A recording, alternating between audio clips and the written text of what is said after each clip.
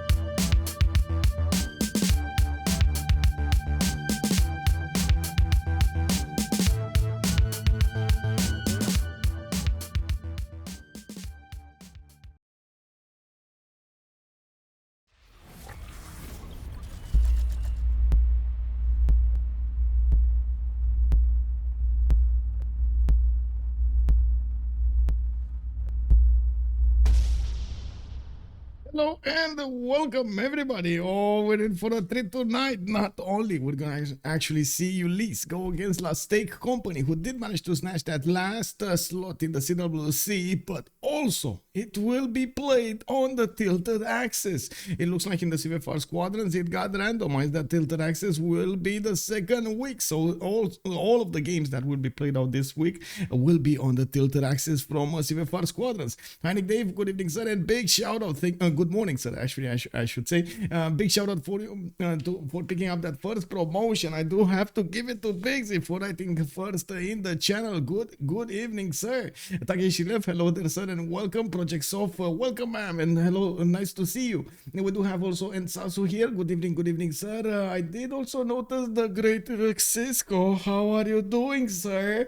And Polu shows up with a big. Oh my God, thank you so much. Bonsoir, Polu. How are you doing? ¿Cómo ça va?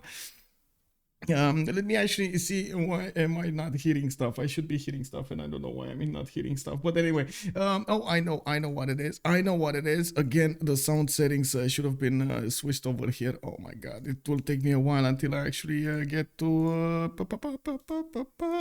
the correct settings. There we go. Click. Ok, closing cu de la mein Herren, welcome, willkommen, Starspanky, bună seara domnule și bine ai venit, Abudusia Kaka, hello there sir, and indeed it will be quite a game tonight. Rodri, good evening sir, and welcome. I do want to take a look at over here at the draft. It looks like they are starting to pick and ban, and we're still using this website over here. It looks like we do have two bans automatically taken down. On one side, Indonesia. On the right side, we're gonna have Norway, Haraldrata Varingian, I believe it's called. LSC is coming up with the right side, and on the left side, we do have Team Ulyss. Now, I do have to point out, of course, as you can see in the bottom side, I don't know why both buttons are open. I don't know what to watch over here. You can see me bouncing around from left to right, because I mean there should be only one choosing. Why are there two choosing right now? Well, it looks like Portugal and Spain got taken down at the same time, and then we're gonna see 5 more bans for each team. Also, not this one is Congo. Yeah, thank you, sir. Gem the window. Good evening, sir. This one is Congo. Yeah, they banned Congo. Nah, that's not gonna happen. I gotta say, we haven't seen in a long time tilted axis being played out in a competitive level, and we do need to see exactly how this will go through. Tilted axis usually is, oh wait, this was Varangian, right? It has a different picture. How is it called? The king, right? It's the king. How do I, oh my God, I can't actually see it, see his full name. And oh, Conge,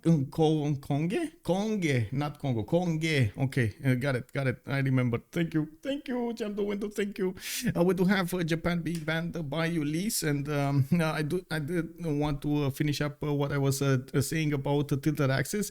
It is usually a much more naval map than it is a land map. Yes, there is sometimes some possibilities to actually spawn on the same continent with your opponents. There is quite a bit of opportunity for you to do some damage over there on land, but most of the time you do see a situation in which the players do go against each other at the caravel timing. The map actually spawns with the North Pole in the middle and the South Pole just like spread out all around the map over there at the edges of the map, and it is connected most of the time in the middle. We will see one-tile chokes. We will see some how to say, some islands also spanning over there next to the middle.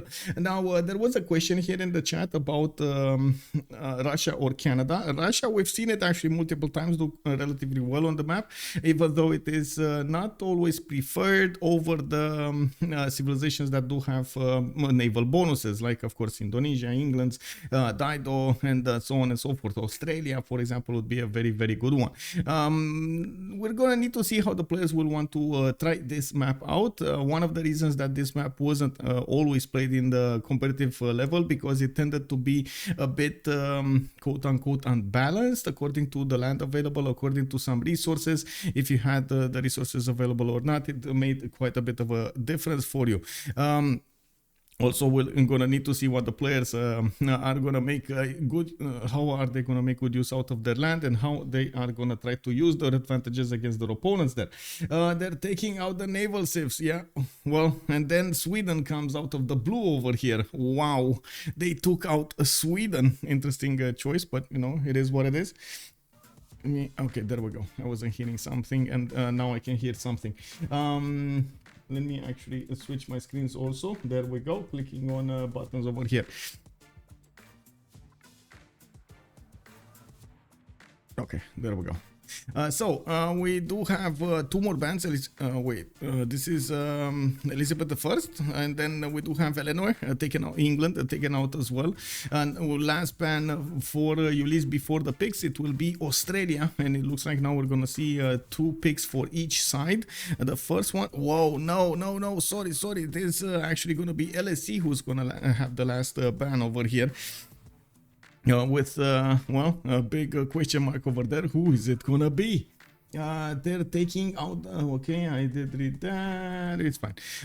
We do wait for them a little bit of time. I would actually love to actually see the timer over here. It looks like the players are not using the timer. They're not sending it before how much time they need. But there we go. Mubande is actually taken down. This is a big surprise called out by LSE, of course, with Age of Steam being available. Immediately got picked up by their opponents by Team Ulyss. We still have Indonesia available for them, and we do have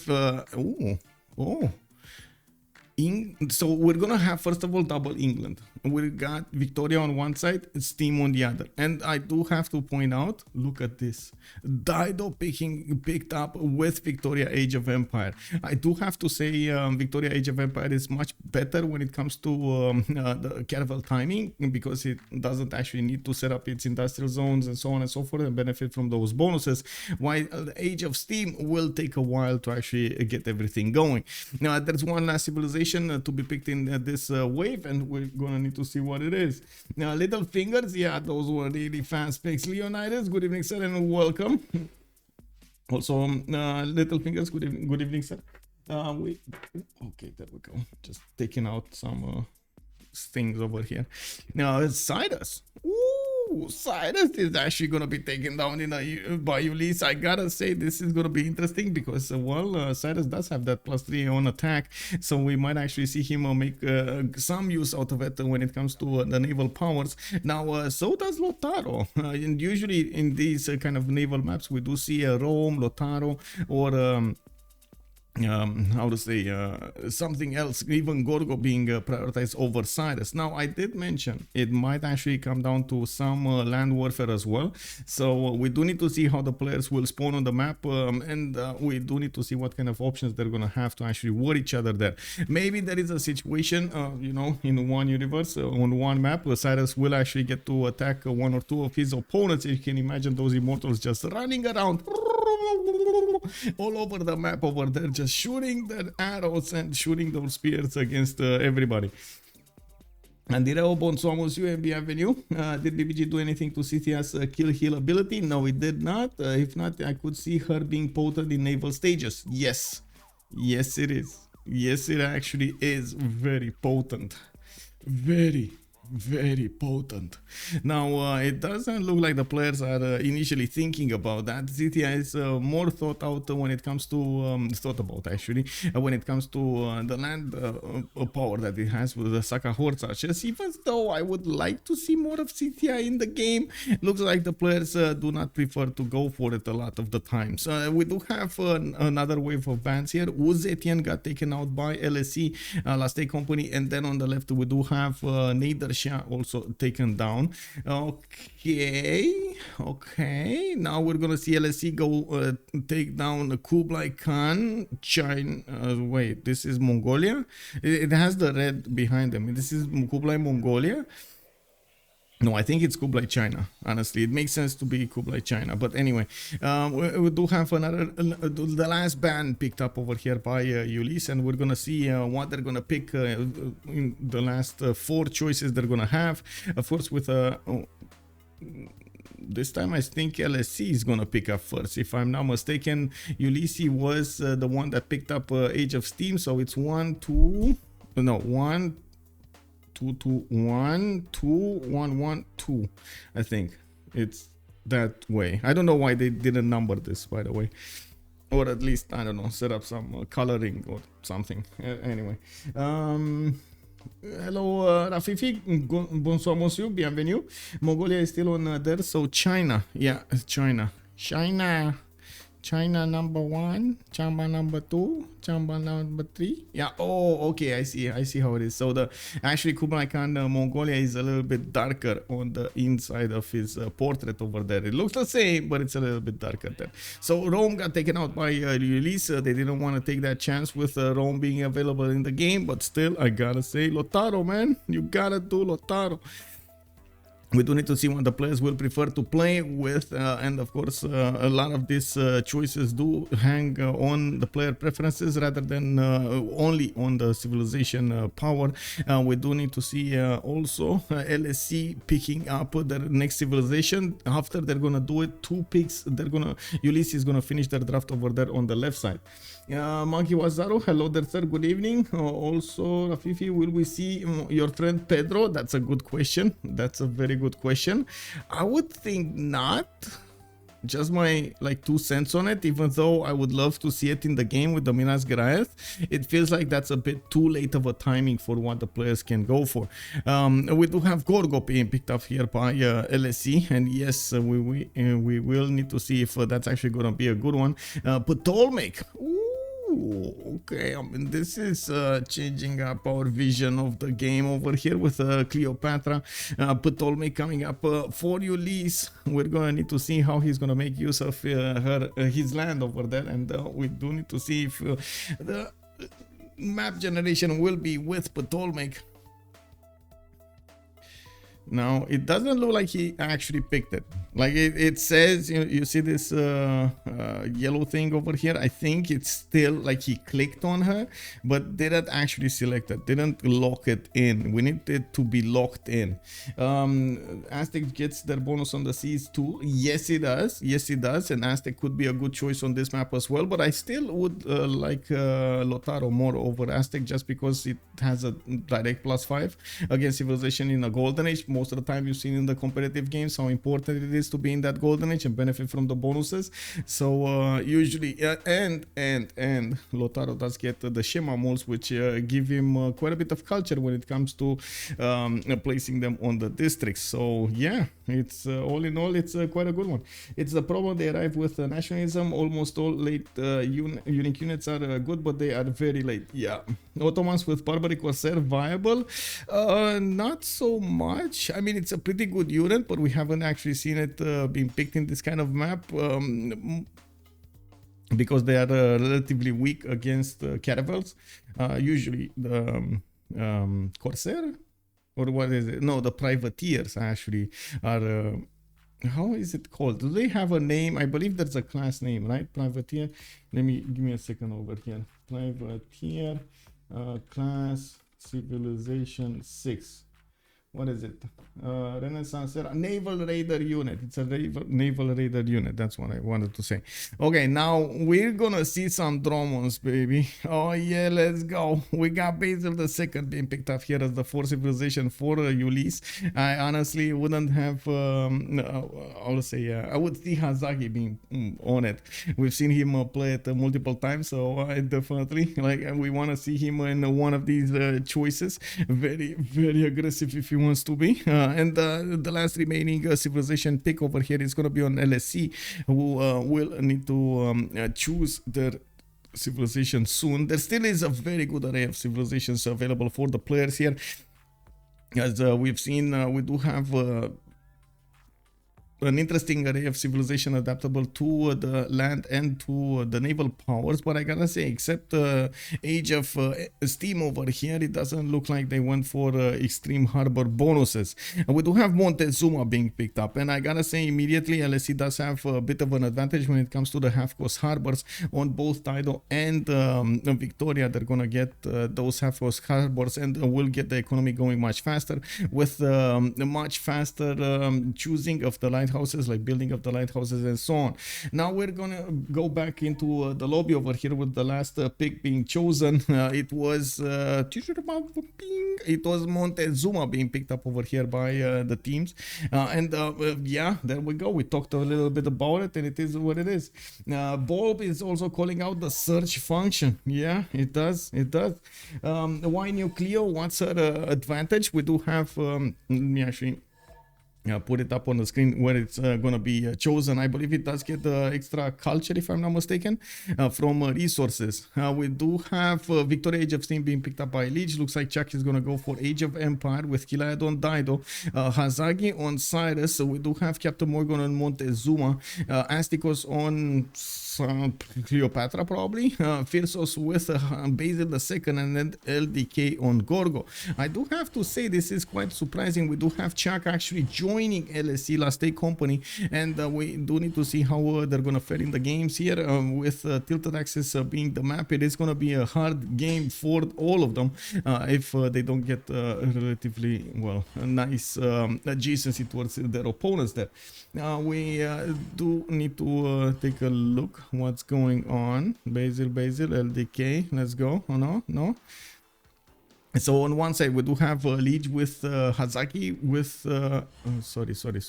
Lege, Hazaggi, Astikos and Phyrsos coming up for Ulyss tonight. Chuck, Killayad, CaptainMorgane and LDK will be the ones playing for Last Take Company. Astikos is going to take Cleopatra, and yeah, there we go. Improves resources on floodplains or under the city center, receive +1 food and +1 culture.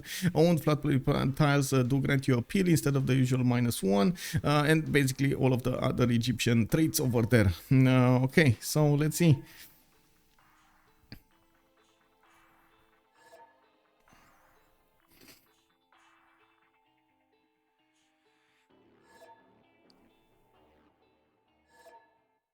Okay, well, let's see them readying up. It's just Astikos for a few seconds over there that kept the lobby stalled out. Start prediction. Let's see how many remaps we're gonna have. So since it is gonna be tilted access, we will probably gonna see 1 or 2 remaps. So I'm pretty sure they're gonna try to get an advantage when it comes to this remap choice. And I gotta say, when I would really love to see some land action over here, even though of course the caravel timings will be explosive and they will try to go for them. We do need to see what kind of options they're gonna have to go against their opponents. Projection of power on the seas, it's not something that you can ignore, and we do need to see who is actually going to be benefiting from that sea power, who's going to manage to overwhelm their opponents when it comes to that side. On the left side, we do have all of the civs picked. Right side, yes, all of the civs picked. Here, unfortunately, Team 1 and Team 2 are actually not going to get their names here. It's Team Ulyss versus LSE versus Last Day Company. Who is Ulyss's gold generator? It's probably going to be Lege over here with the Age of Empire. So Age of Steam. We do have the first map generated. As you can see, the middle of the map, there's gonna be this big snow mass over here, or I should say it's an impassable ice mass. There is one tile pass next to Preslav, and it does look like on this side there's gonna be a need for a connection city or something to be built. There's quite a bit of tundra actually. Wow, this is an interesting, I gotta say, a very interesting tilted axis. Usually it's more fractally, as in the land is split up a lot more with more tiny islands or something like that. It looks like we just have like a pair of lungs over here or something like that with the heart in the middle. Hello there, Oak Daniel. Yeah, new map indeed. Let's actually take a look what's going to happen here with each of the players getting their positions. We do have London with a 3-1-1 fish tile in the capital. He does have a 2-1 base, and by the looks of it, he is going to have quite a few cities to settle. He's very close to Byzantium, and as you can see, Phyrsos might actually get the opportunity to go against London from an early stage in the game. Even though he is coastal, this will be a problem. Or on the other side, Hazaggi might be the one doing the damage against the Byzantium before he actually manages to get those tagmas. We do have Byzantium also with 2-2 base. Looks like he's gonna get a 3-1 banana for the extra food with Reef Tile to the southeast, some mountains to the northwest, and I do not see him actually with very good resources on the coast, but he does have a decent amount. And since he did settle coastal, we might actually see some drones running around the map, even though in his position, I'm pretty sure he's going to be more... Oh, wait, they're from the same team. Hazaggi and Phyrsos are from the same team, so I guess Chuck over here, the former member of Ulyss, might be on the receiving end of all of this damage. Let me actually take a quick peek over here and finish my mentions, because oh my god, yeah, there we go. We do have London starting up with Builder, which I'm pretty sure he's gonna require some gold to get his scout out. Hazaggi does have some mountains of his own. He's 3 tiles away from the coast, so doesn't actually need to go coastal immediately. Can settle his second city on that cattle tile to the northwest to benefit from some food, and I do see he's also gonna have another city towards London. On this river he can set up some form of attack, staging place for an attack against the Chuck. In the south, do we have anybody? Yes, there will be somebody, Lege, who actually moved away from the coast. He's gonna have Zangidaxia on his east side, and by the looks of it, he's gonna be quite safe in the southern part of the coast for some time. We're gonna need to take a look who has naval projection over the other side of the continent over here on the east side. And while he did move on the T-tile, he's gonna benefit from an amenity, and he's gonna benefit from an extra point of science. From the beginning of the game, he does have multiple choices to go on the coast. Here I see west side, I see east side. He has Zangidaxia to settle next to, and some reef to give him the adjacency towards his campuses. Now looking at Rocket Death, looks like Astikos is gonna be in the southern part of the eastern continent. Wait, there's somebody on a island. There's Killayad on an island. Oh, well, you know, it is what it is. That's what the risk you take, you know. But wait, is Astikos alone against 3? Well, Astikos against Montezuma, actually. He's gonna be really close to Montezuma, and he's not gonna get to settle coastal because, you know, Dido. And from what I do see in the north, we do have LDK over here spawning with Sparta. Now Rocket that did manage to settle on a May style. He's gonna get the 3-1-2-1. He's getting the extra culture because he has a resource on this floodable terrain. He does have more resources to settle to the northwest on floodable terrain. Also with the Eye of the Sahara, I would imagine actually Tenochtitlan would try to put a city right in his face over here on that river next to the 3-2 bananas and try to get as close as possible to Rocket City. This is dangerous though. Rocket still benefits from those Mariano Cheret archers, which are very, very good units. Not only do they have extra movement, but they can shoot so hard against their opponents. Now we do need to take a look at Tenochtitlan. He is on one big continent, the green continent, and by the looks of it, he's gonna get to use a 2-1 amber tile over there. With some extra culture available in the north. His river flooded and he got some extra production and fertility on it. We do see he benefits from horses in the capital, so yeah, a quick horse attack against his opponent might be a viable option here. We do need to see if CaptainMorgane is going to want to be aggressive from the beginning stage of the game. I don't think it's a really good idea to let Astikos just freeze him, but I guess we're going to have to see when that happens. Okay. Now we do have Gorgo coming up with a 2-1 base. He does have fine. Well, this time actually he has a holy hill next to him. We do have a +4 settler. We have a settler coming up in 4 turns, and I do have to point out, I was thinking right now if he's actually going to play with holy sites or not. We do have him also with some rivers to the east side, some rivers to the southwest that he could place his cities on, and quite a few mountains in the south to actually get some adjacency towards his campuses, but they're not that close. And from what I do see on the coast over here, he only has one single reef tile to benefit from. There's literally no way to find out if anyone's cheating. Wait, there is. What do you mean cheating? You gotta specify. Now, watching this stream on another device, I mean, depends if he's logged in or not. You can actually see the chats, how to say, users, and I think the biggest question is, do they have time to do that?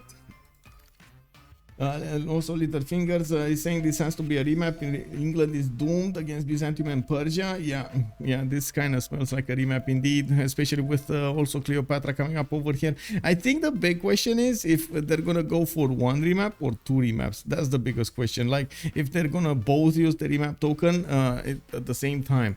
We do see Astikos did find out about the borders of Aztec. He's gonna know where he is, while England at the moment still needs a bit of time to actually meet Byzantium units. They're coming from the north. They're coming through the forest, and I gotta say, oh my god, this is another highway directly to the capital city of London. You can see yes, 1 2 3 wait, he can place a city over here, and then he's just gonna have one hill to go through to actually get directly to the English capital. We do have already a holy set put down here from Constantinople, settler coming out from Constantinople in one turn also. You know you don't have to log in to watch Twitch. Yes, I do know you don't have to log in. But again, thinking about how people will cheat is not gonna be the easiest way to get out over there. The game to check mods of each player before starting, if that's what you're worried about. Yeah, that's also something. Well, not all mods. Wait, not all mods. The game checks the mods only for our mods like BBG, BBS, or multiplayer help and so on. It doesn't check for other mods. Like, that would be awesome, by the way. If somebody would have extra mods other than the ones you were using, he would just be booted out. Oh my god, that would be amazing feature, by the way. Plus. Okay, so I do want to take this time to actually put up the team labels on the left side and on the right side. We do have LSE coming up on the left side, and let's actually take a peek over here. There we go. On the right side there will be Ulyss coming up. Okay, there we go. Opening up, and this is the time that we're gonna have a remap. Remap question, remap vote. We need the host. Who's the host, by the way? Who's the host? Hazaggi is the host. Okay, he's slacking. Auckland. Hello there, Boreal. Good evening, sir. Budu is asking us about Auckland. Is Auckland in the game? Yes, we do have actually Auckland in the game. To the northwest quarter of the map over here, it is going to be next to Chuck. And by the looks of it, yes, we do actually have Chuck getting his settler out. I would really hope he's actually going to go west side and settle that part of the city. Wait, they didn't meet. Uh-oh. Yeah, they did not meet. He does not know about Byzantium. Uh-oh. Well, it is what it is, man. Does he know about the river over here? What's this river? It's the Maritza River. Okay, so we do have a remap chosen by LSE. They're actually gonna use the remap token over here. I'm pretty sure they didn't want to throw Chuck under the bus with his position, and that's something that they can immediately see. Then how to say, England being far away from everybody. And oh, actually, wait a second, Byzantium did actually see this. I'm not sure if he got spotted by Chuck, but yeah, he did actually see a tile from London, and then he moved away with his scout. He probably didn't want to actually get going. It looks like they also spent gold on Byzantium to get a settler here. Oh, it only depends on who's hosting. If the host doesn't have these modes in manual, you don't need them to play. From the first stirrings of life beneath water, to the great beasts of the Stone Age, to man taking his first upright for King Knight at the moment we have how many remap prediction, and we're at one remap. We're gonna need to see how many they will have throughout the game here. There's one more remap token available for Ulyss, and this is the second map being generated. And yeah, there we go. This is a bit more tilted axis-y that I remember. A lot more split land. Astikos is in a corner. Oh, we got Astikos over here on his own tiny island, playing Tropico. This time he does have Galapagos Islands on the west side. Let's actually see if anybody is on islands. Yeah, Aztec is on an island also well, but he does have multiple cities to settle there. I do see England is gonna have a lot of land. Age of Steam is gonna be powerful this game. So much land to benefit from. Okay, we got Dido over here in the southeast. Tiny island, no. Just stick in the islands, guys, and we're gonna actually stop. Okay, it's fine. This is so much desert, by the way. So much desert, so much awkward desert. Okay, let's take a look at the north. We do have Persia, Hazaggi coming up over here with his... ooh. Now he's gonna have a one-tile lake where he can get some fresh water from. I do see he has the option to actually move to the 1-3 to get a 2-2 base, and I do see he's also benefiting from the +5 campus right in the capital if he wants to. Now this time he does have actually LDK Gorgo to go against in the southwest, and this is gonna be a bit of a stronger matchup than England was, but I'm not so convinced that Greece over here can withstand the power of those Immortals. We're going to need to see how LDK is going to try to play this. Remember, Last Day Company doesn't have a remap token anymore. Also, let's see. That's one weird map design. Yes, indeed. Also, Tarisian, good evening, sir. Viatrex, good evening, sir, as well. King Xiaoming. Yeah, I don't know what that is, by the way. Small Soldiers also, hello there, sir. Okay, so Hazaggi is gonna need to actually place a few cities on the coast also, and we're going to need to see what Aztec is gonna do against him. Of course, Aztec being on the western side of the coast, well, he might actually try to take out Persia at the frigate timing, or try to put some pressure when it comes to those galleys at the beginning of the game. This is something that Hazaggi will probably need to defend against, and well, good thing is those Immortals do have a range shot. We do need to see how he's gonna try to use them to defend himself.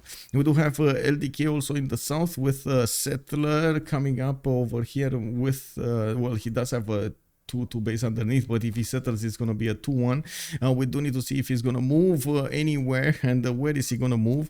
He can actually try to move away from this river. Unfortunately, if he does, well, if he does move to the east side over here, he's not going to have a hill to work, but he is going to have a few deer tiles. And I gotta say, I really like this at Temenanki, by the way. 1, 2, 3, 4, 5, 6, 7, 8 possible 9 possible amenities coming up over here on him. So yeah, there we go. He's just gonna settle in place. We do have him with a possibility to get the 3-1 spy stealth to the northwest, and that is going to give him extra bonuses of food in his capital city to grow faster. We do also need to see where is he going to choose to go for the next settles. I would imagine at least one is going to be to the north over there. Even if he's getting closer to Persia, he does want the land grab, and this one to the northwest is going to have some bananas to benefit from. West side here, we do have CaptainMorgane on the coast on a tiny island of his own. Well, I say it's tiny, but you can see he has quite a bit of a reach to the southwest with the tundra. We do have him with a builder coming up in 3 turns, and I do see a 3-2 banana on the east. Well, we do have also turtles coming up over here. Artemis, Artemis, Artemis, Artemis. Yes, yes. Wait, Temenanki? No, Artemis, Artemis. What do you say? All those fishes for Persia? Yeah, all the fishmen. Wait, did he actually settle in place or settle on the coast? Yeah, he settled in place. Okay. It's fine. Now, Tenochtitlan coming up with possible settle on the west and one on the east. I would imagine he's actually going to want to settle over here first and then settle somewhere on the east. Oh, he can actually settle on the tip of the stone over there. Well, I guess, yeah, it is what it is. On the cliffs, I really hope he's not going to jump over there, or his people are going to be having more fun from jumping from cliffs into the water, trying to see how many are going to make it to the downside. We do have into the water. We do have him getting a builder also. This is going to be something quite common in the game because the players don't actually benefit from a lot of I would say a lot of land. They don't need to scout it out so much. We do need to take a look at London here. This is going to be Lege in the southern part of the map. It does look like he's actually going to be relatively close to Phoenicia. That will put him in danger of those bindings, and we do need to see where Lege and how he's going to try to play this out. He's going to be pressured from an early stage of the game. We do have Lege also getting a builder, a scout in one. He did realize that he is actually going to need another scout, and he did realize that he's going to have a lot more land to cover than his allies there. We do have him getting settled in fortress, and I do see him starting to improve his styles here. Can easily get his 2-3 horse style to the southwest improved into a 2-4, and I do also notice he's gonna have quite a few cities that he can place on the coast to the southwest and to the east side. Actually, I do see one city to the west side, and a second one wouldn't be that great if he doesn't manage to get something like God of the Sea. Now on the east side though, totally different question. North he can place one. He can actually try to do something to help out his buddy over there, Hazaggi, to keep off those galleys of Aztec away from him. And now in the southeast, the city of Tyre is gonna actually have a 2-1 base with fresh water from the lake. I do see a settler coming up in fortress here, and I do see him benefiting from quite a few 2-2s around his cities. He does have a 3-1-1 fish to the southwest, and a lot of cities to settle on this coast to the west side, to the east side. This is a bit better land than we've seen on the west side of England over here, with a lot more troops available and some good sea resources for measure. Let's see on the other side. Rakedet did actually move off the coast here with a 4-1-1. He did settle on a rice style, getting that extra culture in there, getting a settler also in one. I don't think it's a good idea to ignore the coast over here, but I guess you know, it is what it is. Man, he chose, you know, he chose to go for a casino style pick for Cleopatra. Now it looks like he's gonna have to play this out. We're gonna need to see if the Cleopatra bonuses are actually gonna give him that much throughout the game. Yeah, we do have also England, Chuck, that will probably try to project some power against Astikos here. He's on the eastern side, the eastern border of Astikos, and he does have a settler coming up in one. In the capital, he does have a 2-1 base with fresh water from a river, and I do see him actually benefiting from quite a few cities, a lot of good cities actually, to the north and to the south. Do we have somebody in the south? Yes, we do have Phyrsos over here on in the south, but he is inland, is not gonna get to fight the boats or get some dromos out easily against his opponent. He does have a good spawn though, 2-3 deer tile in the capital with another 2-2s to work, a settler coming up in one, and he didn't meet yet England, but he can definitely send some tagmas towards England when he's gonna get that timing. Now, Astikos did not in fact spawn on the coast. Okay, sure, he spawned off the coast. Interesting. I mean, he still ignored the coast. Another remap. You think it's gonna be another remap from Phyrsos, Astikos, Hazaggi, and Lege? Well, I guess we're gonna need to wait and see. The two ones did meet each other over here, Greece with Hazaggi. I don't think this is a problem for Hazaggi, but it is a problem for Greece to actually handle Hazaggi's immortals there. They're not gonna know about Montezuma, and they're not gonna know about the other civilizations here. Their vision is not giving them that much information, unfortunately. What I do see is Cleopatra will get some opportunities to get trade routes with Persia, while Age of Steam is going to be alone. Hazaggi is going to be alone. Well, to be honest, I wouldn't imagine Byzantium is going to go for a lot of trade routes, so you know, it is what it is. City-states, we can take a quick peek. I can put them up on the eastern side, right side.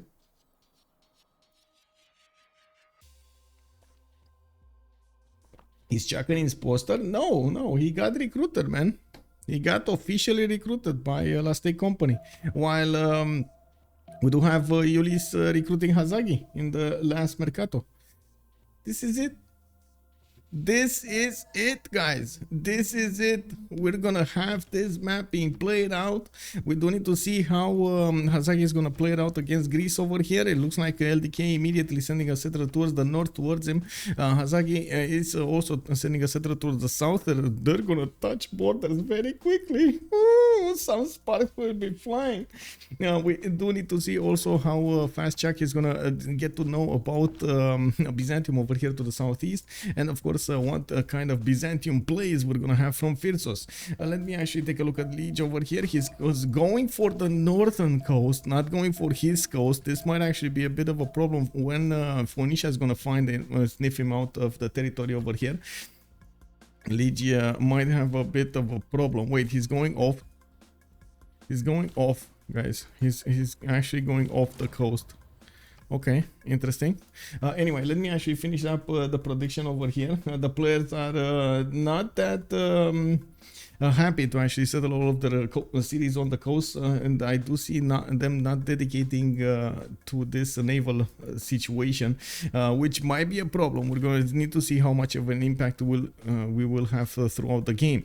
I do see a campus first being chosen by Hazaggi, and of course +5 science coming up from him. Let me actually see, did I finish this? Yeah, I did finish this, right? Winner, 1 prediction. 1, let's go. Leads the Panama Canal, yeah. Well, we do have another settler coming up in the 4 turns from Pasagarte. I do see he does benefit from horses in the second ring of the capital, with iron in the second ring of the capital as well on the west side.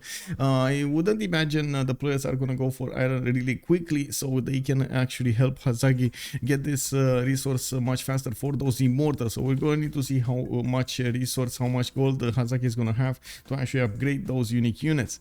Looking at Tenochtitlan and Chalco, yeah, there we go. CaptainMorgane did settle west first, and by the looks of it, we do have that Eagle Warrior discovering the west side here slowly but surely. He does have another settler coming up in 4 turns, and he did improve his sources from an early stage of the game with some fish over here to the southwest. I do see he is also benefiting from a lot of food there from the bananas and the fish tiles. I don't see iron though. Maybe it's just me, but I don't see iron. Oh, it's on the other side of the coast. This is, by the way, something that Aztec will probably want to go for. He will probably want to settle this other side of the coast. You can actually go 3 tiles away from each other from these cities, because well, it's gonna be on another continent. So yeah, we're going to need to see him set up some cities over here, even if it is right in the face of England in the south. I don't think he is that scared about Age of Steam. Yeah, we do need to see Age of Steam here, with Lege getting another city to the northeast. It looks like he is leaving his his capital to the south, which again, it's on the same coast as Phoenicia. He does not know about it, but he is going to try to actually put some cities in the north so he can help out Hazaggi over there, his friend. Now we do have another settler coming up in 7 turns from the city of London. Already improved 2 of these horse tiles, and I do see a builder coming up in 3 turns from Manchester. He did manage to spend some gold to get the horse tile 3 tiles out to the northwest of Manchester. Also, he has an iron tile in the capital city, which he will need to actually improve relatively quickly. I'm pretty sure celestial navigation is going to be preferred over everything else, and by the looks of it, yes, Lege is going for astrology, so celestial navigation is going to be coming over there soon. Looking at Gorgo, we do have a 3rd settler coming up from Sparta, moving to the northwest. He did manage to get the Phyrsos on the other side of the river, so he can actually get some +5 river defense from that. And I do see he's getting monuments out of the cities. I do also notice he has a builder coming up from Sparta soon, benefiting from a horse tile to the southeast, and scouts to actually defend his units here. Now Hazaggi, looking at his tech side, bronze working in 9, LDK bronze working in 4. In the Eels tab, we do have them on the same level of science, and I do see a little bit of more culture on Hazaggi. While I gotta say this +5 campus is gonna help him out do so much against his opponent here.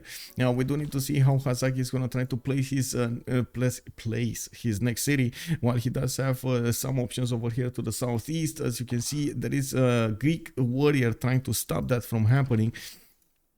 We do have traders coming up from Hamatana in 4 turns.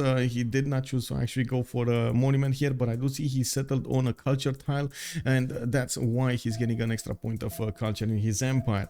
Now, looking at also Sparta and Ephesus, we do have an iron tile in the 3rd ring to the south of Sparta. War has been declared, and as you can see, LDK is actually a bit aggressive over here, trying to do the damage against his opponent and block Hazaggi's option to go to the east side over here. But I gotta say, this warrior is just going to move on the oil. The settler is going to move on the warrior, and that's it. They're just going to go around the Greek warrior. It is what it is. But anyway, you know, some little bit of pressure from the beginning is still good. And we do have 2 cities from Dido. I do see the city of Tyre is going to get the settler out in 1, and he can actually go for the western side over here with another city. I think that's actually going to be his option. One of the things that I do have to point out is at the beginning of of the game, the players do choose to settle faster over settling the best settle. Of course, not in like extreme situations when you have like Torres 10 tiles out or something like that, when the players do try to connect with it as soon as possible. In these types of situations, settling like the difference between you settling in 5 turns and settling in 10 is extreme. You want to get more production centers going, you want to build those monuments faster, you want to get those abilities to get Cothons down faster, and so on and so forth. Now, looking at the city of Tyre, he does benefit from an iron tile to the west side, the second ring, relatively cheap to get. I do see he has horses to the northwest as well in the third ring. That's going to be a bit tough to handle, and he's going to need to work a little bit for that. Now, we do have Ptolmeic coming up with a Stonehenge from Rakedet. He did already place down his Sphinxes over here, 2 of them, and I do see Stonehenge is actually being placed between Memphis and Rakedet. He's going to have probably 4 cities on this little tiny island of his, with a third one on the over here to the northeast. That's going to be pretty good. He does have cocoa tiles and wine tiles to actually use, some coastal resources, not to mention we do have in the south over here some extra food from the rice. Unfortunately, I think that's actually going to be his 4th city, because he just doesn't have a lot of tiles to work there. Now, we do have him with the ability to switch this 2-2 from Rakedet into that next upcoming city, but still it's not going to be more than 1 tile, so he will probably not prioritize this. Now, going for Liang in the capital, that means he's going to want to get the extra production coming up on these tiles, and we do see he did go for Lady of the Reeds at Marshes for the extra point of production there too also. Now, what is the name of the Lege Sea? Which one? The one in the south? So the one in the north is Bay of Campeche, and the one in the south is Celtic Sea. So I'm pretty sure, well, Celtic Sea, how much? Celtic Sea, wait, Gulf of Hamanet. Okay, so they don't know about each other. I don't think Killayad actually scouted more. Yeah. Oh, he knows about this tile. So he knows if he actually hovered over, he would have noticed the coast on the west is actually an English coast. Looking at England over here, we do have Chuck with Victoria, Age of Empire. He is going to get his 3rd city on the coast on the west side. And I do see he chose to go inland over here with Bradford, the city that still benefits from a 1-tile lake, where he can place up a harbor there and benefit from the half coast and extra trade routes. He did actually get one big continent, has the ability to settle on the western continent for an extra trade route. Well, I'm pretty sure he is going to try to get there as soon as possible. Shipbuilding is going to be discovered relatively soon. Now, am I missing somebody? So 1, 2, 3, 4, 5, 6, 7, 8. No, it's fine. It's fine. I didn't miss anybody. I don't know why I have the feeling like there's a lot more land on the east side than on the left side. But that's just because we got like what, 5 players on the left side and then 3 players on the right side. Double Victoria in every game now. Yeah, but it's from different teams, right? So, you know, might as well see them go against each other with them. We do see Birmingham does benefit from also horses over here. He is getting scouted by Phyrsos. We just saw, of course, the Horror and Evidoki are being put down here. 1 turn to finish in Birmingham, 2 turns to finish in Bradford, and Leeds is going to get it in 6, or even actually a little bit faster when he's going to grow into the 2nd population level. He does also benefit from iron tiles in the south, in the 3rd ring of the capital, and I do see he did actually improve his turtle tile, which was 3 tiles out, going through the 2-2 base to get that tile also. Now, we do need to see how tall this city will grow, but I gotta say, even if he's gonna grow too tall, he's gonna have a lot of hills to work, a lot of workable tiles over here available for him. We did not see yet a lot of pantheons being chosen. We're still 1021, and we do need to take a look at Byzantium's choices here. He did go for the holy sites. I do see he does have Tahi in the south for a +4 holy site. I do see it's getting built in 6 turns, and he did actually settle on a May style, benefiting from the gold extra from Tahi also. Extra culture and extra gold in this city of Trebizond. That's pretty good, actually. That's pretty good from Phyrsos. Now, we do have him already with the trader connecting to the city of Adrianople. He's choosing to actually beef up his capital city over his second cities over here. He does have the builder with an option to improve the horses. I do see in the eastern side he does have 1-2 of these iron tiles. Both of them are actually in the third rings of his cities, but there is one next to Trebizond in the second ring that can be improved, and of course he's going to get the bonuses from Piopiotaki also. Old Vicky will be so big in this free continent for himself. Yeah, well, it's not really like all of the continent for himself, because Tagmas and Byzantium.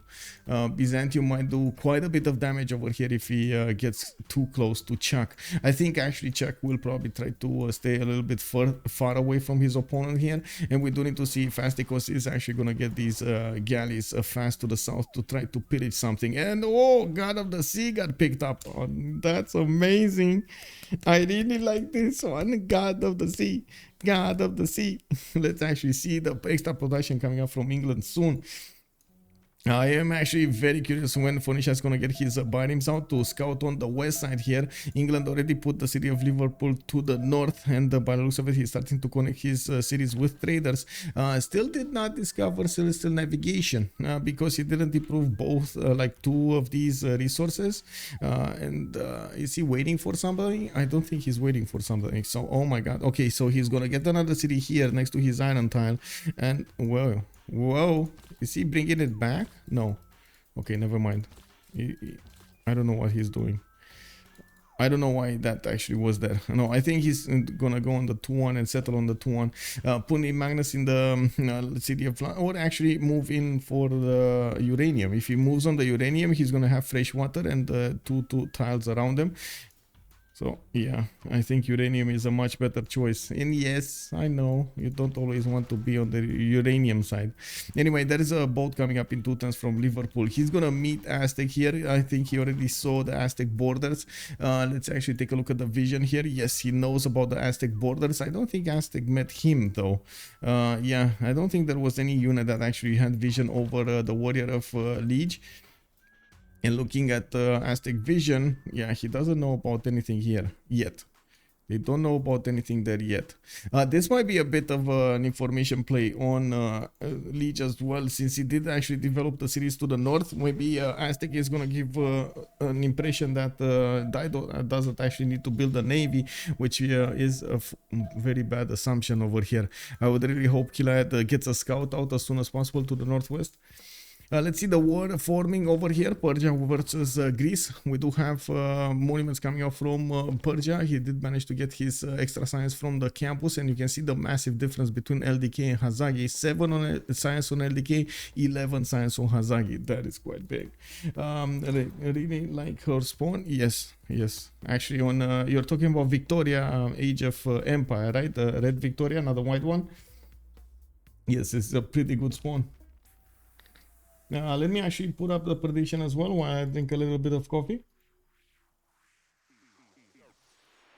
So on one side we do have Ulyss, and on the other side we do have LSC, or Last Stake Company. Submission period 30 minutes, and let's go guys, let's get those points in and see who's gonna win this. We do have LDK with CaptainMorgane, Killayad and Chuck playing tonight for Last Stake Company. On the right side we do have Phyrsos, Astikos, Hazaggi and Lege playing tonight for Team Ulyss. You already see some hoplites coming about here, and it looks like in the total tech side here Hazaggi is 5 turns away from getting iron working, while these hoplites are already set with their movement towards Hagmatana. They will do quite a bit of damage if they are close to each other, like close to other hoplites. If not, that's going to be a big boo-boo. Now, LDK does have 3 turns for iron working, and he does go for state workforce as well in 4 turns. And I do see Pingala getting established in the city of Pasargade. I do have to point out Persia is going to try to go for a balanced approach between the science and the culture. I'm pretty sure he's going to generate a lot of culture over here, not only with his traders, the monuments, but also with Penbrush and Voice Golden Age that he's going to get. I do see Astikos about to actually find out the English coast over here. There is a Byzantium warrior still sniffing around the cities, and I do want to keep on bouncing around the map to see those pantheons. God of War and Plunder picked up by Phoenicia. He's getting his third Kothon down from Biruta, and I do see Byrim coming out over here from KDY soon. We do have Montezuma with a third city, Xochicalco to the north. He's getting a fourth settler also. He did, I think he did notice the English galleys. Let me actually take a look at his vision. Well, he's gonna figure it out soon. He's gonna figure it out soon. Isn't this really bad for Greece Immortals versus Hoplite? Yes. Yes, it is very bad. Very bad. You don't want to fight the Immortals with Hoplites, I gotta say. I mean, I love Hoplites. They can do so much, but they got nerfed to the ground. They can't do as much as before, and Immortals are just gonna turn them down with actually no, that's actually a pretty good idea. That's actually a big question. Do Hoplites how to say get the +10 against them from melee units from Persia? Because Immortals are melee units, right? Do they get the +10 against Hoplites? Oh, that would be disaster. Can you imagine this? Also, Biruta is such a misplaced city. I mean, yes and no. Yeah, I mean, I totally get he's not gonna get a big Kothon out, but yeah. This is Sparta. Hoplites should get extra strength. I know, right? I mean, they used to have like +10 next to each other, but then they're not benefiting from that. Feed me slowly. Ooh, I like that name, man. Thank you so much for the follow. Oh, feed me slowly. Okay, yeah, it is what it is. If the Immortals use their melee attack, it's wait. I mean, that's the question, right? Because I don't think it's dependent on the attack. Good afternoon, Linda. Thank you, ma'am, for also coming around here. That's the question I'm asking. Like, do we have the Immortals? I guess we're gonna need to see. We're gonna need to see if the +10 appears over there. So it should be okay. Should be okay. Well, we do have England also getting poked a little bit by these galleys of by the galley of Egypt. He's gonna get to pillage the crab tile. I do see Leeds did actually finish the Royal Navy dockyard, and he's actually sending the galleys somewhere in the south to start expanding to see if Byzantium is actually on the coast, which I do also notice he's not gonna figure out about Astikos very quickly. Now England will probably get to protect his harbor, and this is the big question: if Astikos is gonna want to pillage the crab tile to take away that extra those extra yields from that crab tile, or move on the harbor and take out the harbor. If he moves on the harbor, well, he might as well just kiss goodbye to his boat over there. We do see Bradford also sending a trade route towards Kumasi. Kumasi is getting levied over here by Chuck in one turn, and I gotta say this is gonna be very important to Chuck. He will get the extra bonuses. One trade route to any series, your trade routes to any series, they provide +2 culture and +1 gold for every specialty district in the city center. So immediately, if he does have a Royal Navy dockyard, he's gonna get +2 and +1. If he does manage to get campus out, +4 and +2, very good, very good. Wait, but does it for ranged attacks too? Yeah. It's not clear, but I think just like the Keshek, I think it actually counts as melee. Even the ranged attack, I think it counts as melee. Defending against ranged attacks is different, but anyway, that's confusing. It's very confusing with these unique units. We do have LDK with Ja and the Swordsman going to attack Persia over here. Persia does look like he has good stats with 17 and 12. He does have some pre-builds that he can turn into Immortals here soon, and I believe he actually should have the Immortal, yeah, there we go, the Immortal button. Looking at the army tab over here, we do need to see if he's generating enough iron. He just actually got the iron, but look at Astikos. He has iron. Astikos has 6 iron, so he can easily give it away to his ally over there. We do have also the first religion of the game with Buddhism being chosen over here of Egypt, divine inspiration with sacred places. He's gonna try to get some food, some science, culture, gold, and faith from that. Going forward, Temenanki in the city of Rakedet, getting the extra extra yields on these tiles over here is going to be good for that city center.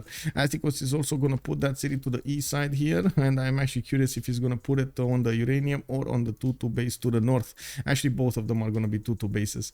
Another settler coming up from Memphis, which is going to take this 4th position, while he is going to get he's going to need to get shipbuilding so he can settle some other cities on the other side, on the southeast. Unfortunately, he just doesn't have a lot of good ones. It's probably a requirement for him to actually go for harbor so he can try to send some traders to his allies here.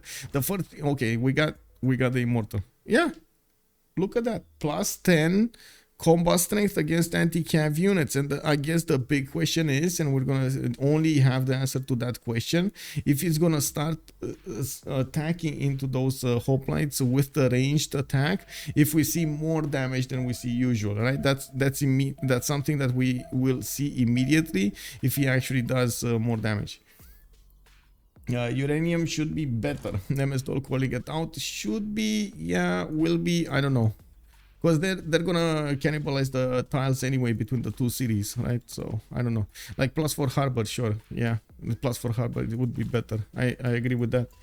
It just doesn't have a lot of tiles for both cities to actually benefit from, and it is what it is. What is this Egyptian spawn? It's Pikachu spawn. It is definitely Pikachu spawn. 2, 3, 3, 3, 1 Sphinxes. And by the looks of it, he's getting a campus out there as also to the south. He's going to get that city on the next to it soon. And I do see a 4, 4, 1, 1 capital. This is pretty good, man. This is pretty good. What is ranging between Greece and Persia? We do have some archers coming up over here. We do have a triangle of hoplites being put up on the defense to the north. And I do see a lot more hoplites are being built, while LDK is going to try to get a settler out in 410. He's going to need to first of all protect his iron tile where there is a slinger, but he needs some archers. And I do see political philosophy coming up in 210 soon. Now we do have an encampment training project coming up from Hamatana, and I'm pretty sure Persia is trying to get that general for himself, so these immortals actually will have an extra +5 on them. Well, I gotta say swordsmen are the answer to this attack over here, and we do need to see if this is gonna be enough. Oh man, these hoplites are just not doing it, man. They're not doing it. Oh, they just gave the immortal a promotion also. Now the swordsman is one shot. I mean, this is just not the unit you wanna have, man. This is just not the unit you wanna have. Generalmente como doa tiros o immortala mata o hoplita.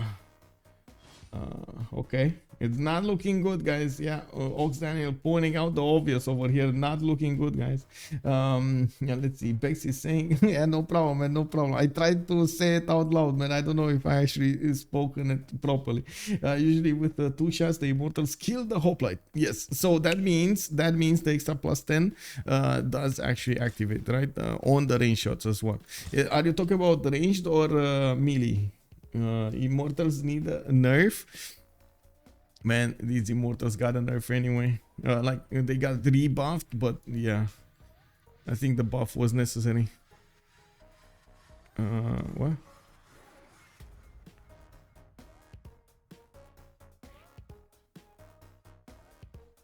Wait, 1 second.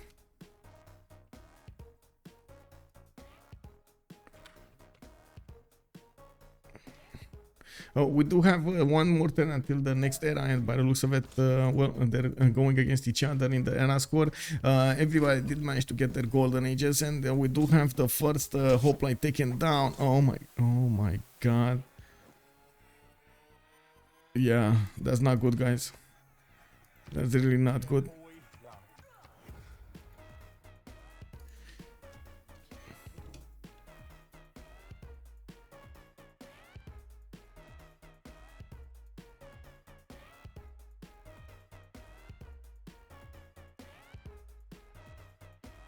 Okay, you read it with an Italian accent. It was cool. Okay, yeah, I mean, I guess, you know, it is what it is.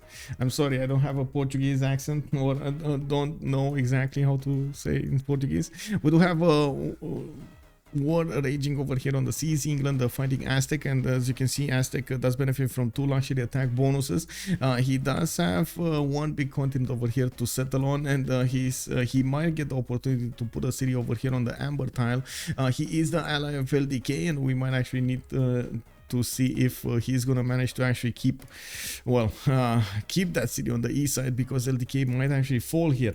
Now we do have Phoenician scouts managing to get into the cities of England, and now he found out about where England lives. He knows that he actually has an opportunity to take some English cities away from him.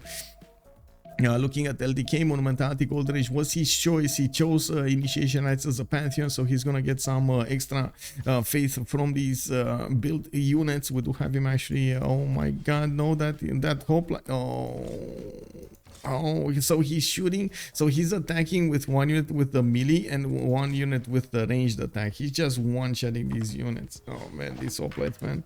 I mean, that's a hoplite without another hoplite next to him, so I guess it makes sense. You really hope he's actually gonna get a lot more swordsmen. Swordsmen are the answer, the only answer to this question, by the way, to this encroaching danger against him. We do have CaptainMorgane free inquiry Golden Age on 11 science with 15 culture. By the looks of it, he's also on 35 production, 4 cities out, and he does get to fight over here Lege. Lege did manage to actually get the fleet Admiral. I do see Gaius Julius being recruited over here, which does give him a significant advantage at the beginning of the game. We do have some harbors being put out from Tenochtitlan, Xochicalco, Azcapotzalco, and Chalco. One of them, none of them actually did get finished over here because he was being pressured from an early stage by Lege. We do have Killayad with a Pembrasian Voice Golden Age on 3 cities Phoenicia, and I'm pretty sure he's going to try to get this ancestral hall before he's going to spam out cities here. Lege does have a scout coming towards him, and he might actually get the opportunity to stop that ancestral hall from finishing and even pillage a few tiles. I'd also notice Killayad did manage to improve his iron tile, giving a bit more iron per turn to Greece, which is gonna help him out quite a bit. We do have Chuck also with a free inquiry Golden Age on the eastern side with 4 cities, soon to be 5 cities. We do have 8 science and 16 culture for him with 21 science and 9 culture for him, and by the looks of it, he's also gonna benefit from 20 gold a turn. We do have LDK actually now shooting back, and it looks like one of those immortals did get shot down. We do have a new swordsman coming on the field there, another hoplite did by the dust. I gotta say, Greece actually bought himself enough time so he can get stronger units out. Now we're gonna need to see if he's gonna manage to chop enough of them. He's getting a 4th city to the southeast over here to benefit from another point of I would say production over there. We do have Phyrsos with 14 science and 26 culture. He did actually get the second religion of the game. Byzantium went for Feed the World and Crusade, getting an extra +5 against the cities that he converted into his religion. Looks like Egypt did manage to pillage that crab tile. Unfortunate, but the fishing boats are on fire. Oh my god, look at that boat. It actually looks like it's on fire. Both of them look like they're on fire. What is this happening? Fire is spreading over here, man. Chuck, I think you need to put that fire out, man. Fire on a boat, on a wooden boat, not a good thing. We do have Astikos with 25 science and 16 culture, 27 faith a turn in a Monumentality Golden Age. I gotta say, I'm a bit surprised about the choice for a Monumentality Golden Age. He doesn't really get a lot of to use those Monumentality points, but I guess he will develop all of this land with his 4 cities, and I do see him getting some greeneries out from Thebes and Memphis instead of going for how to say harbors. What is he on harbors? Currency. He's going currency in 2. Okay, interesting. Anyway, we do have Hazaggi also on 18 science with 17 culture. Hazaggi is fighting LDK with all his might, and I do see Hazaggi is trying to make as many of these immortals as possible and as fast as he can to actually put them on the front line. LDK in the meantime is also gonna need to build up his swordsman count, and we do have him taking down another unit over there from Persia. We do have a new swordsman being put into the city queues here, and I do see he did manage to successfully defend his iron tile, getting some extra culture from that on LDK. Hazaggi is also on 5 gold a turn with 32 production. He did not yet put down his Gavron Plaza. We do not know exactly where he wants to put it, but I have a feeling it will be on this oil tile over here. Could be a very powerful campus for Sparta also, not to mention Hangmatan over here to the west side. Why not? And we do have a Lege coming up also with 14 science and 23 culture, 37 gold a turn, 54 production, putting a decent amount of pressure on Aztec. His boats, his galleys are, galley fleets especially, are very strong against CaptainMorgane there. Who has cuirassiers in 2 turns? Nobody has cuirassiers in 2 turns. What are you asking about? Did you see something differently over here? Also, Kazui, good evening, sir. What religion did Byzantium go? Feed the world with a crusade, he went. Also, Rafifi, I think he will buy settler with faith. That's a good one actually, if he does manage to buy 1 or 2. But honestly, again, he doesn't really have spaces to go for very good cities. Maybe over here on the sheep tile, maybe, I don't know. Doesn't look like it's gonna be amazing. I wouldn't be that happy having that. And anyway, we do have new immortals coming up on the scene here. LDK is still benefiting from a general. Oh my god, the moves! Hazaggi did manage to bait over here some shots into his immortal. He managed to move that away before he actually got destroyed. And as you can see, or taken down, I should say, as you can see, he did manage to take down one of those swordsmen, and is working on the archers at the same time. We do have LDK with a few more chops for him to benefit from. Every time he's building up one of these units, he is getting some faith as well, so he is able to actually buy out quite a few builders. And with the monumentality ability, he has the extra movement that monumentality gives you. He did manage to settle the 4th city roads to the southeast, where he does have an ember tile. Getting some extra culture would be nice, but he definitely needs the science here. He's only on 10 science with 16 culture. Would be really cool to get some more. Training horses, chopping some swordsmen also. We do have more immortals on the way here from Hazaggi. As you can see, he's gonna have a wall of immortals going against his opponent. 2 of them are really low HP, but he does have 2 new ones on the front line there. 1, 2, 3, 4 are full HP, with another 3 coming up from Pasagar, from his cities. Looking at Lege, at the moment he's not actually being pressured by Phoenicia, but now Phoenicia does get scouted by England, and unfortunately, well, yes, he's gonna finish his ancestral hole, but he might lose it immediately to that scout. We do have Phoenicia with an archer and a slinger, and by the looks of it, they're both trying to shoot the scout as soon as possible, so it doesn't actually get to pillage the ancestral hole. Interesting timing. It was what it was. If Lege was one turn earlier, well, it would have been the same thing. We do have to see also new settlers coming about here from Tyre. I wouldn't be surprised if he's gonna try to put a city over here to the northwest on that iron tile that is available for him to get a connection, put another city to the north over here in the inner seas, and then try to go against London with the boats. A bit unfortunate that his bodies are actually moving towards the capital city of London, trying to poke the bear a little bit, pillage sometimes, maybe get some Royal Navy harbor pillages. Do have lighthouses coming up from Chuck, and I do see he had a forest fire to the southeast of Birmingham.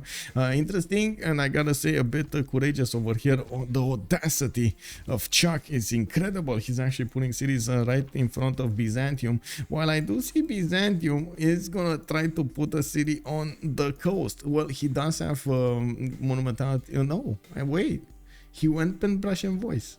Not monumentality. He went pen, brush, and voice. He has a religion. He has I would say audience chamber coming around 1, 2, 3, 4, 5 cities soon, and I honestly thought he's actually gonna get monumentality so he can chop out this, but I think he wants to go as soon as possible to those tagmas, and he's gonna get them really quickly. What do they come? Divine Right? Do they come with Divine Right? I believe.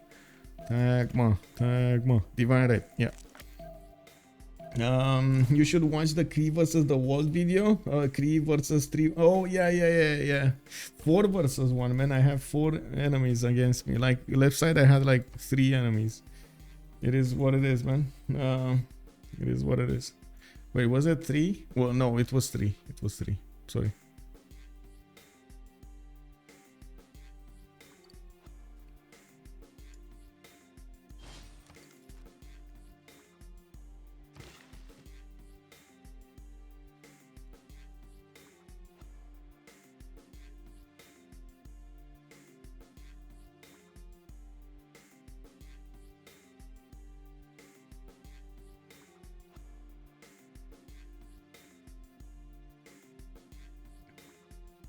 215,000 on Ulyss already. Wow, Matt Leeds, good evening, sir. Did you actually put so much, so many points? Oh my god, I see. 92,000 on LSC, 216,000 on Ulyss. That's big. We do need to see how Hazaggi is going to try to use these immortals against his opponent. You can see LDK is building a line of units now, trying to defend himself here. And we do have new archers coming about that are going to try to help with the defense, while swordsmen need to go as quickly as possible into production there. Now, Wall of Stone coming around from Sparta. I do see in the gold generation screen, we do have -1, 19, 17, 24 on LSC, while on the other side we got 12, 32 and 33 with -1 on Hazaggi. It does seem like there's a bit better economy when it comes to Lege here. Ulyss, I would say. Oh, that immortal might get it. He might get it, but I gotta say these immortals kind of chew archers alive here. He needs to be careful with this. He needs to be careful with this. Swordsman in production, man. You need to get a lot of swordsmen, but he's fighting. He's fighting with everything he has over here against Persia, and he's not giving an inch to Persia. Now, we do also need to see if Aztec is going to manage to pressure England good enough. We do have him putting down campuses, and I do see he's starting to finish up his harbors. 5 turns for Odin's Chamber to finish in the Aztec capital, and we do have Moksha established there. Temple of Artemis being built in Manchester with Pingala going in. Okay, I mean, he does have 1, 2, 3 amenities just in that. No, 4, 5 amenities just in that city. That's pretty good, actually. 2 turning a settler from London. I do see in his other cities he's getting these lighthouses for the extra trade routes. Now, we do have actually the English scout running away from Killayad's archers. He did not manage to pillage anything. And I guess it is what it is. We do have the settlers coming about here. Already the first one popped out of KTY, and I'm actually quite curious where is he gonna try to get it. There is an Egyptian galley starting to scout through the middle, and I gotta point out in the first map we did have a connection through the middle. Now we also have a connection through the middle, but this time on the left side, not on the right side. Now we also, this map doesn't allow you to wrap around. Like, you cannot go from right side to left side. You know how in Pangea you just go left side, right side? This is like blocked. This is the map, you know, this is the map. It's locked in place. For all those flat earthers out there, this is, you know, probably the map they like most. Still no Pantheon for Age of Steam? No, still no Pantheon. Still no Pantheon. Oh, they breached the defenses. Hazaggi did move up his second line of immortals, and now they're actually going to chew through the remaining swordsmen. It does look like they did manage to actually take down at least 1 archer there and 1 swordsman. It is going to be a hard one for actually LDK to push back into these immortals, especially with how many they are coming against him.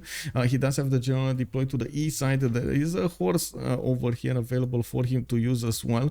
It does look like his swordsman.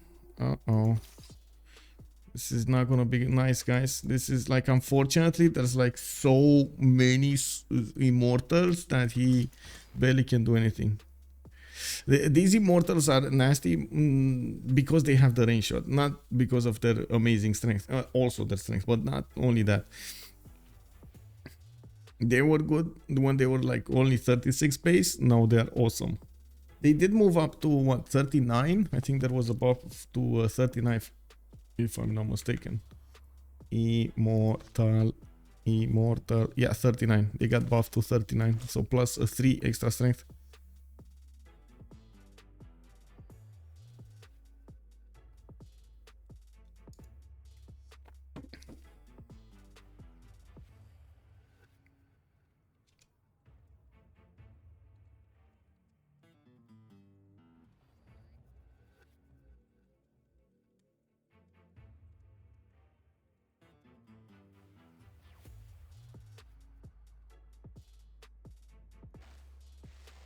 Yeah, slowly eating away at these swordsmen. Hazaggi trying to wrap around the city of Phyrsos, if that city is actually gonna be attacked by the Immortals direct melee strength, it will go down quite quickly. It's only 26 defense because there's no swordsman inside. You can see how LDK is trying to block some of these tiles to not allow too many shots from these Immortals into the city center. Now we do need to see if Persia is going to manage to focus down one of the swordsmen.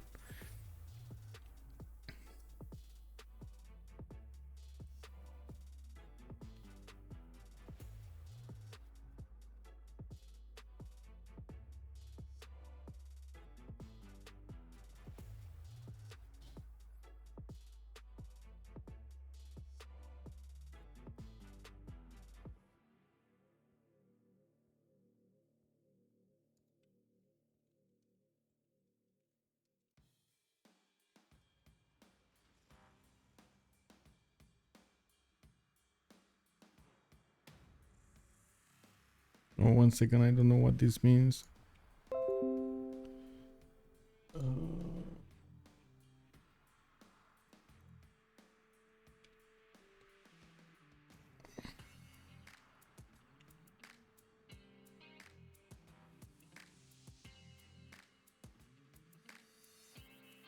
Okay.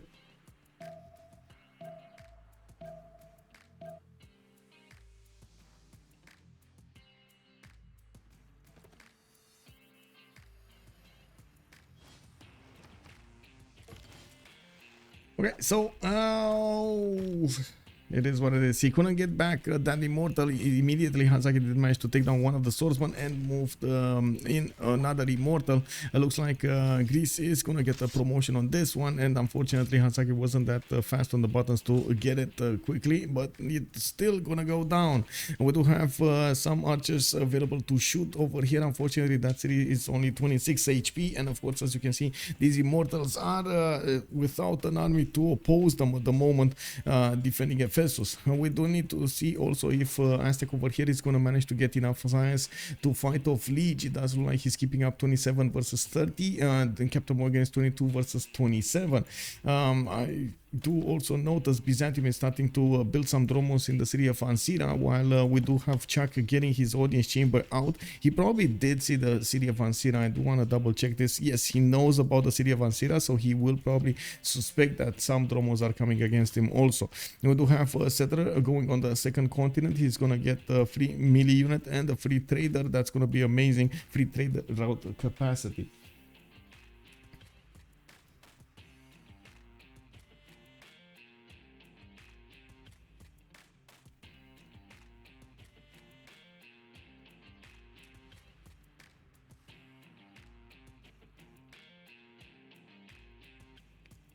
Give me a second, need to figure out really quickly something.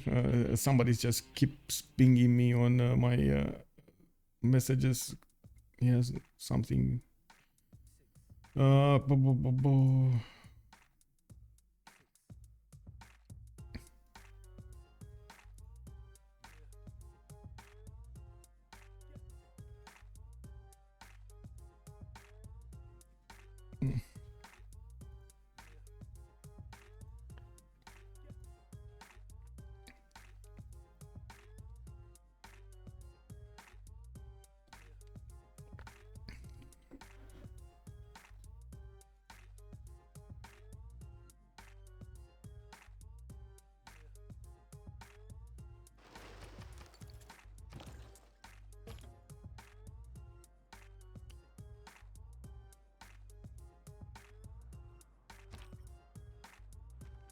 Well, it is what it is. I don't know how to help him. First city went down. Hazaggi did manage to take over the first city of Greece over here, and looking at what's going on, still LDK is going to try to get new swordsman out. His general got pushed back to Sparta. He does have new horses coming around there, and the swordsman right next to the city center of Ephesus. That city does have an immortal inside. It is a little bit stronger in the garrison health.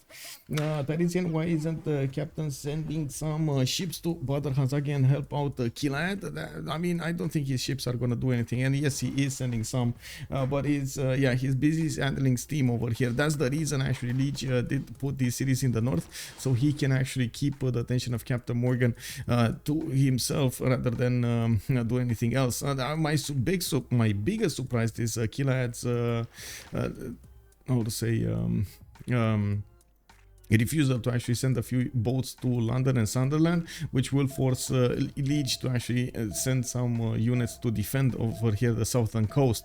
We do have Killayad in the meantime, just getting as many cities as possible, and I do see he did choose to build a campus here in a KTY. I do see the city of Tyre is actually going to build very good campuses with Piruta. We do have these fish, how to say, reef fish in a location that he can actually get a +3 campus next to Tyre, as well as next to Biruta. This is going to be an easy +4. We do have Suburnt and LPQI coming up over here with pretty good tiles actually on the floodable terrain, not bad. 5 ones with 6 2-2s and a +4 campus that he's gonna try to get as soon as possible. Now Killayad is only on 13 science and 29 culture. He's quite behind the total science tab versus Lege, and looking at the tech side here, Lege is going as quickly as possible to buttress. He's gonna get there alongside the Montezuma, and he does have that fleet that he can benefit from. That's going to be giving him a serious advantage. If they do manage to take out Killayad from an early stage of the game, this is going to be very hard for a state company to come out of this. We do have England actually trying to attack the city of Ansira from the coast. It looks like that one galley is going to try to attack it multiple times. There is a Dromon coming up next turn probably. It is going to be chopped by this builder. And I do see new builders are going over there.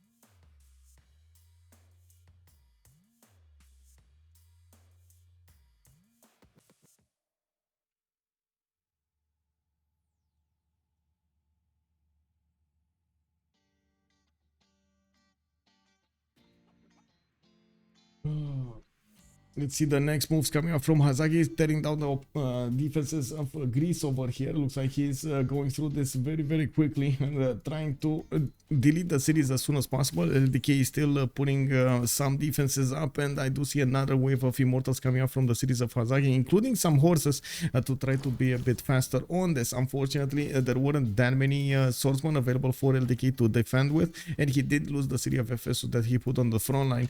I do also notice we do have the general trying to get over there. Give me a second over here.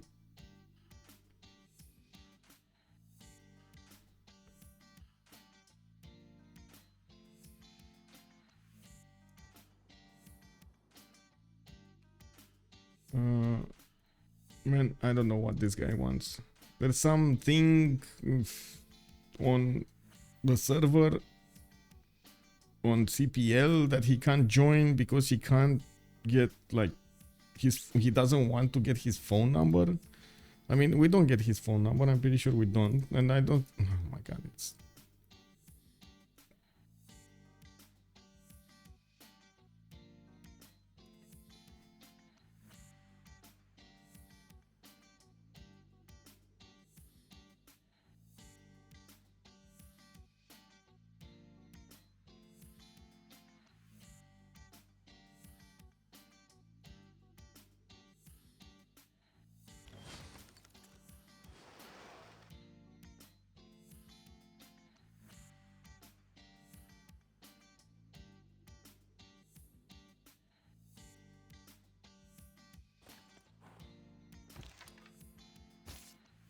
Oh, okay. Well, it is what it is. Yeah, I don't know, man. It's so, like, I don't know why some people are thinking it's that bad, but sure. I mean, everybody has a phone number these days. You can, I don't even want to get into this subject. Egypt about to finish cartography. That's going to be quite nice from Egypt. Interesting that he actually went so quickly for cartography. Wait, he's, wait. Did you say that? I see Astikos is wanted mason. Did you actually say that? Or did you think it's Lege? Because Lege is getting buttress over here. Swimmingly, how is Astikos going to settle in the future? Yeah, he's actually gonna try to first of all, he's gonna try to build a navy to go against England. And yes, I think you're right, actually. He's gonna go for cartography over here to go against England. Czech is going to be squeezed between two opponent civilizations, with the south of Byzantium getting these dromons out. He's going to get Tagmas soon. We do have him putting down his hippodromes, which are going to give him free units whenever he's going to finish them. I'm pretty sure that he's going to want to wait until the Tagmas. We do have him in Classical Republic at the moment, and I do need to see when he's actually going to get the next ones. Theology coming up in 1. We do have civil service across the board on the other side. 3 turns from finishing on Killayad and LDK, while Czech is going to be 4 turns. CaptainMorgane on 6. We do have CaptainMorgane to 33 science per turn. Astikos did actually jump to 67, and it looks like Phyrsos over here will, well, at least LDK is going to try to retake Phyrsos, since it is not being properly defended by Hazaggi. There we go. He did manage to get it and took it out again. Hazaggi took it out. Unfortunately, they couldn't actually get a free unit with it, but then Hazaggi did manage to take down one of the swordsmen of his opponent. Colorado, good evening, sir. Hello, hello. Astikos, look at the pearl boat. The pearl boat? What pearl boat? There's a pearl boat? You mean this one? Or what pearl boat? He finished cartography. Oh, you say he finished cartography. Yeah, he did finish a cartography. Interesting. And he's actually getting these caravels to England. Where is England at? 2 turns buttress. Oh, this is gonna be a problem. I mean, yeah, he's gonna get quite a few boats here, but he's gonna need some land defenses against those Tagmas, and I'm pretty sure he's not gonna be happy splitting his defenses like that, splitting his production between the 2 types of units. We do have actually England coming up here in the south with Killayad that needs to get a lot more science.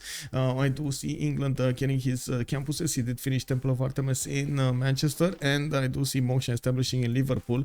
Looks like he does have a settler coming up over here from Chalco.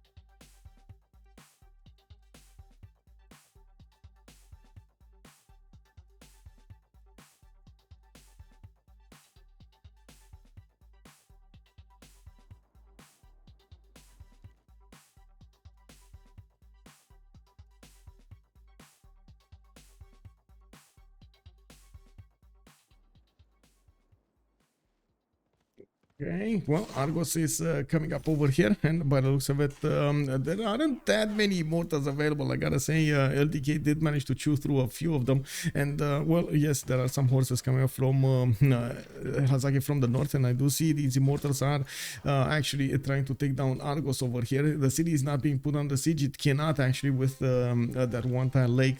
I do see more swordsmen are coming up from Sparta, while swordsmen, well, will need to come out of Rhodes. By the looks of it, we do have these campuses finishing up on Dido. Killayad is still barely on 24 science and 35 culture, very far away from actually having the ability to get the cartography in a good enough time. We do have the first caravels actually getting in range of the English units. You do see Chuck is trying to put up a defense with scouts in the water and galleys, and I do see some warriors for a good measure.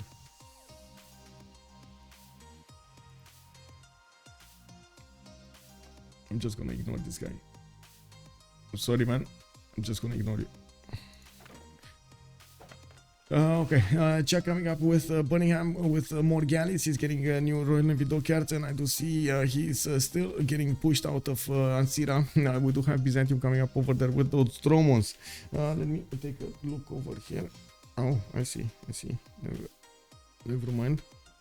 Hippodromes coming out from Adrianople, and I do see Hanging Gardens is gonna finish next, and that's actually gonna be quite good over here. It's placed to the northeast, not next to one of these theater squares, which is a +4 anyway. Astikos should forward settle. Yeah, Cleo's pawns we could argue was better than Aztecs. Yeah, you could, yeah, definitely. I would say definitely was better than Aztecs, man. Definitely, like 100%. We do have Lege moving away towards apprenticeship to get more production. I'm pretty sure he's quite close to cartography, and I do see CaptainMorgane is 3 turns away from getting his cartography with a chuck on 4. Argos got taken down. I do also notice Hazaggi is moving in with new units, getting archers and the swordsman. Archers and the horses coming up for him. I do see also LDK is trying to delay the inevitable over here, getting the walls up in Sparta, while these Demoters are probably gonna get on his city very, very quickly over here. Oh my god. I mean, this is one of those questions that unfortunately you don't always get the answer to. Should he have gotten the 4th city, or he should have built like 2 more swordsmen? Because basically that 4th city is like 2 or 3 swordsmen, you know, like would have those 2-3 swordsmen at the beginning of the game would have managed to make such a big difference. And I think it might have.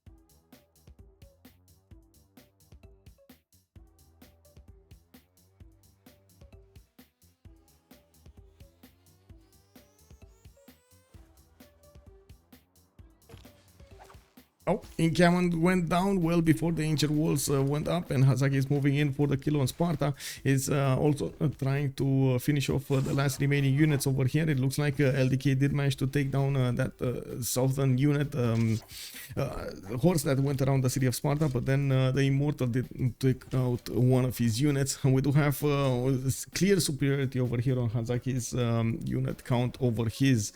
Looking at the boats over here, what's going on? The first Egyptian boats are starting to do the damage against the English ones and slowly churning through the boats of England. And I do see harbor shipping projects coming out from Birmingham. And in the meantime, the other cities are working on new boats.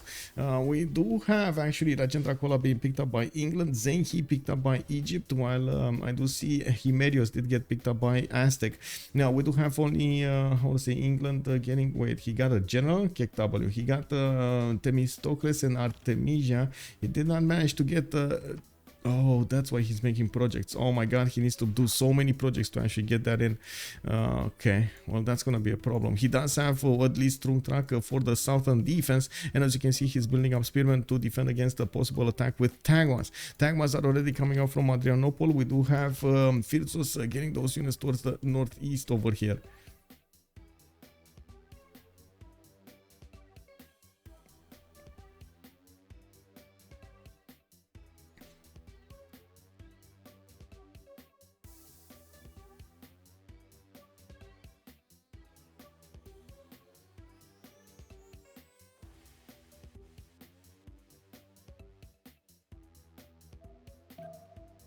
But you cannot hold the line versus Caravels. Sea Dog for England, huge. Yeah, I mean, it is huge, but it can do some damage, but it's not incredible. I wouldn't say it's all alone on itself, on its own, actually, is able to withstand the Egyptian attack, the Caravel attack. Caravels are way too strong. And they're expensive, so hard to build. Yeah, they are expensive indeed. Let me see. Trojan Man, good evening, sir. It's a rough position. I don't think it would have made a difference in the long run. Now wasting chops for hoplites was the biggest mistake. Yeah, wait, he did actually chop for hoplites? I didn't register that in my brain. Yeah, that seems like a big no-no. Those hoplites don't do anything.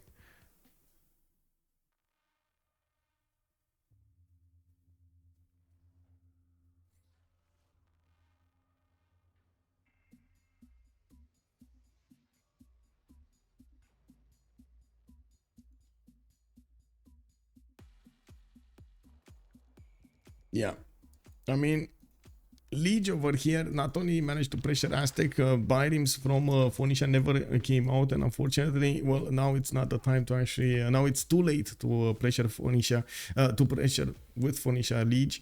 By the looks of it, Lege did manage to get to 49 science with 44 culture, while Killayad is still on 32 and 41. The difference between them in the science, you can see Lege did manage to jump up to double that, and the world of he did make his own ancestral hall, but was a bit faster when it came down to these campuses in other cities. He went five city opening instead of 3 city opening, and did not wait for the other bonuses, while Phoenicia did wait a long time for all of the other bonuses. It was much slower.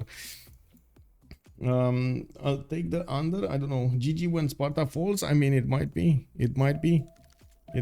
over here. GG when Sparta falls. Like, somebody's gonna lose a military alliance, and it doesn't look like Aztec has a lot of land to develop in. If he doesn't manage to take down England, that might be a possibility. Like, then taking down England might be some way back in the game, but then their own England is gonna be in trouble, and one of these guys, like either Dido or Montezuma, is not gonna have a military alliance. This is gonna be catastrophic, I would say. Catastrophic. Well, Sparta is about to go down. Ancient Walls coming up next turn. We do have Hazaggi with a few more immortals that have shots available to attack the city center, and I do see horses from Hazaggi able to attack and take down that city center altogether.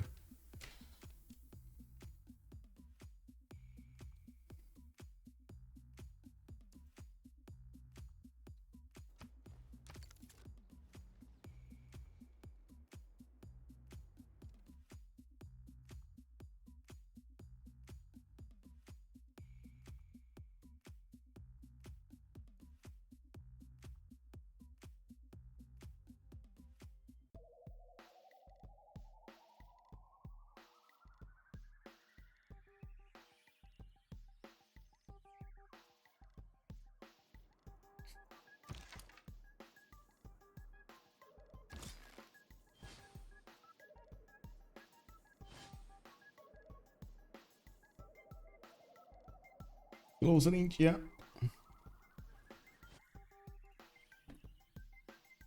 The immortals are BS, even with Gorgo's +3 from cards, and he basically used every chop. Meanwhile, I don't think he had ever +3. I think he has +2. That's it. And he kind of messed up the unit count, as in he should have gone for swordsman. He went for hoplites, and even like horses would have been better than hoplites.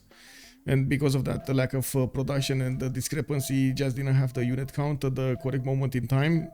Like, if he would have attacked Hamatanum like 4 swordsman, totally different approach. Yeah, maybe if he had a Temple of Artemis, he could have won. Kick W, Sinor Testa. Well, we do have Sparta getting the walls up, and his whole army was taken down. Now we do see Hazaggi managing to get close in on the kill over here, and we're going to need to see how he is going to manage to do the final shots. But he looks like the road city is killing some ancient walls also, while the city of Sparta is just a few hits away from being taken down. Now we do have caravels coming up from Aztec. Looking at the gold situation here, they should have enough gold per turn on both sides to upgrade the boats, and I do see a lot of gold on Killayad and Chuck over here. About 700 gold between them. And we do have on the other side Astikos actually managing to get 155 gold per turn, while Egypt did manage to stop the Cleopatra attack from the north. Interesting opportunity over here to stop it from the north, by the way. Interesting how it went down. We do have campuses coming up from Leeds, and more harbor ship projects coming up from Chuck. He needs to defend against these tagmas, while as you can see, the tagmas don't actually attack into the spearmen properly. But, well, to be fair, there are not a lot of them, and they don't have a general. Now, when the general is going to get there, there's going to be a different matchup between these two, and I'm pretty sure there we go. We got Chuck going for military tactics, and mercenaries coming up in 2 turns, so he can get those going. We do need to see also how much science he's going to manage to get on this coast over here. It doesn't look like he's going for his cartography that early. While over here on Killayad, we do have Killayad going for horseback riding, and Mercer is coming up in 5. He's starting to build up his Biden count, and I'm pretty sure he knows about the series over here of England. I gotta say, England not needing to build a single boat in the south. Whoa, that was a bit of a problem over here. I guess it is what it is. You know, sometimes you just don't get all of the choices you wanna get. You know, it's not enough. Phyrsos only has to kill 1-2 spearmen, and then whoa, we got anonymous gifter dropping 5 subs over here. Wait, whoa, we got new viewer. Hello there, sir, and thank you so much for the subs, much appreciated. Eva, Joe Font, Nida Twix, CK Daiso, and C3PO. Thank you. Hello there, sirs. Good evening. And Pog indeed, man. Thank you so much, anonymous gifter. Much appreciated. Yeah, we do have Sparta taken down by Hazaggi. He's gonna move in on the kill on the city of Rhodes here, and yeah, he's gonna take over the full Gorgonian Empire, while Lege is keeping up as much as possible the Aztec bows from the north. He will need to actually defend against frigates soon, but I gotta say, this is one of those. Remember, I told you that this might be a problem with the resources. Look at this. There's no niter on this island. He has a niter on this tiny island to the west side of Suechotla or something, which will pose a problem actually getting these frigates out if his allies don't give him niter from somewhere. And let's actually take a look over here. Do we have niter over here? No. Oh, there is a niter tile in the north of Stoke-upon-Trent. If he loses that city, that niter is gone. So that's 2 civilizations without niter, or barely any niter, and we do have Phoenicia over here. But I gotta say, if you actually want to improve the niter and get it in your empire, you actually need to go for military engineering, which is bottom 3 over here. Not something you usually go if you go cartography. It requires you quite a bit of science and time to go for both technologies. Now we do have, let's see, 5 more turns until the medieval era. By the looks of it, LDK is gonna, well, unfortunately die over here on Rhodes. We do have a Chaco on 67 science with 56 culture, 96 production, but then Lege is already on 150. Phyrsos is 144 to the south of him, and he's putting more tagmas on the battlefield so he can get to his opponent and smash down those defenses. We do have the Dromon just getting promotions over here against the English galleys. Yes, they are always getting resupplied over here, being switched, so he can get in there. We do have more tagmas in production. Great Bath coming up here, and looking at the finals, how to say, ERA score. Let's actually take a look. LDK is Dark Age. We do have CaptainMorgane Dark Age, Killayad Dark Age. Chuck is playing with it right now. He needs 11 more points to get to a Golden Age. He's not gonna get there, and he's gonna be Normal Age. Oh, that's a bad boo-boo.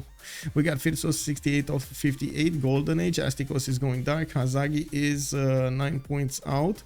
We do have Lege also 6 points away from getting his Golden.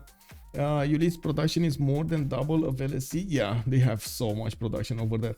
Are there any other win conditions other than domination on the table? I mean, in this particular game, no, I guess not. But in most of the games, we do have all of the options available for the players. They just need to actually get to them, like culture victory, like how to say, the science victory, and so on. Domination is just one of a few of them. Now, most of the games, I gotta admit, they do go towards conceding. They stop at conceding. Easy religious victory. Yes. Is religious victory allowed? I mean, religious victory is allowed everywhere. Has there ever been a religious victory win in a competitive 4v4? Not as I know. Honestly, not. I don't know about one.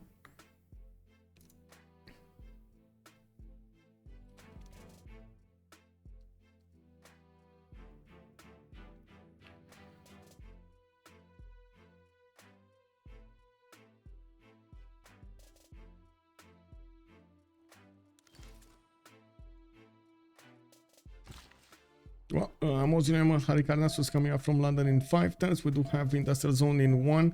It does look like we got new lighthouses coming up from the south here, and more campuses for Lege. Killayad did manage to get to his own 49 science and 48 culture. It took him a while, but he got there. He's building up a fleet in the south, and will try to get that goal to make good use of upgrading these boats to punch through the cities. Maybe he is gonna hit England from the south. Still, England doesn't actually build the fleet in the south. He's more worried about Aztecs to the north, and by the looks of it, we do have England over here with oh, they took out LDK, and now we find out who is not gonna get the military alliance. I think it's gonna be Dido. I think it's Dido. Let's actually take a look over here on the boats. Hello, maybe show me boats. Yeah, the biomes of Phoenicia just don't have a +5. Well, good thing is he doesn't actually have a fleet to go against, right? England built all of his fleet to the north and deployed it against Aztec, while yeah, Aztec is having quite a few problems over here punching through the English defenses. Both of them do benefit from admirals. Now we do need to see if they're gonna manage to actually overwhelm each other's defenses. I do also notice on this side, Lege does have available Niter to the northwest of Hull, and on his teammates, I'm pretty sure the Persia is gonna have Niter as well. Let's actually take a look over here, and yeah, Niter right next to the capital. We do have Egypt sending all of those trade routes on the coast towards Hazaggi and getting 2, 4, 6 of these, 5 of these. I don't know why I counted 6. Oh, I know, the galley disturbed me. We do have Egypt also getting quite a bit of science and culture from his tiles. He's getting a lot of good tiles to work over here in his capital city, trying to build a few more theater squares for the culture.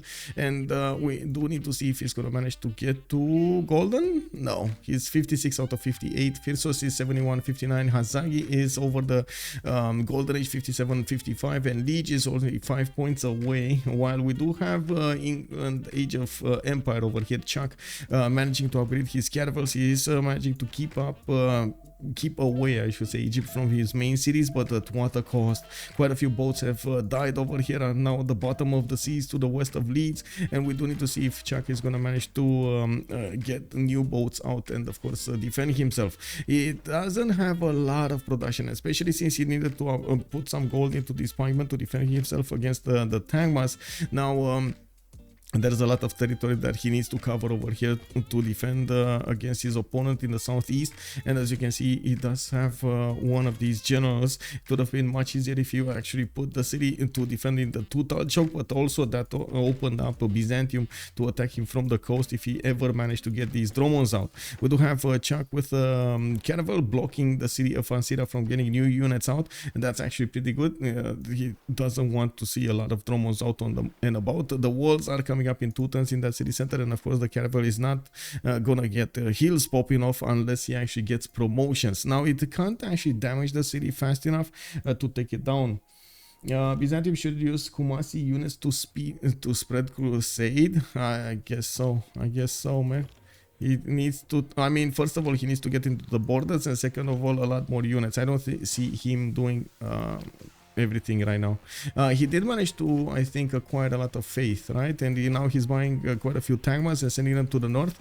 Now he will figure out there is a way into his opponent empire towards the northwest over here, where the pikeman line just didn't get. There needed to be another pikeman over here that just wasn't. So unfortunately, these Tangmas are gonna get a win.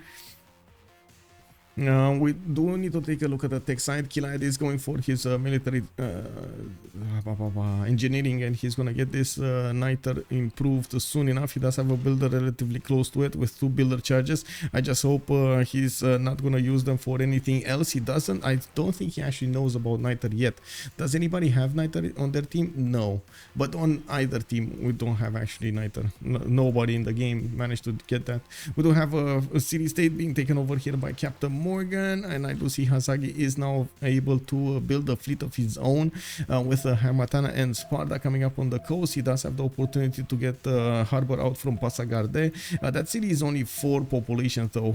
He just, well, never actually got that city big. Definitely needs to improve some fish towns over here in the water to get that higher, and he did choose to go for Ancestral Hall as a government plaza. Doesn't actually give him the food and the housing in the city center. He just killed the Kumasi warrior, but I don't think it's spread to England. Well, he tried. He's trying, like taking away Kumasi from England is still gonna be very, very good. And let's actually take a look. No, I mean there is a little bit in Stoke-upon-Trent and Sheffield, but I think that's pressure. That's just pressure from the cities rather than the spread of a unit dying. Okay, so next turn we're gonna pop into the next to the upcoming era, and we do have CaptainMorgane 10 points out, Killayad going dark, Chuck 3 points out, and we do need to see if he's gonna manage to get the last one here. We do have the tank mass actually moving around here, trying to get into the city of Sheffield, and or maybe these tiles of the main cities of England to try to pillage them, do as much damage as they can. Phyrsos did manage to get it. Astikos still staying in the Dark Age. I'm pretty sure he wants to stay in the Dark Age so he can get the +5 card on his side, while Chuck is trying to get to that Golden Age. Well, that he's not gonna have an option to get the +5 in. Yeah, sacrifices. Oh, Hypatia right now recruited, and I think we actually have Admiral Zhang Heng being recruited by England. Wait, if wait, that's a scientist, not an admiral. There's still no admiral here from Isun Sin. Never mind. Dido got Isun Sin. And England still needs 305 to get Santa Cruz. Like Chuck needs 305 to get Santa Cruz. Oh, that's a hard one. That's something. I noted that you translated Ulyss into Ulyss. Also, the latter doesn't exist in England. Ulysses would be more accurate. I mean, they changed, and so they started up the spaghetti bolo, by the way. Good evening, sir, and I can give you some history about it. They started up with Ulyss, coming up from like Ulyss, the god from Egypt, oh my god, from Greece. But then they changed into Ulyss with an I, like Ulis. That was the international team like 2 seasons ago. And then they switched into Ulyss back again with a Y, because they got back to French. And yeah, it stayed like that. Full French team now. Full French team.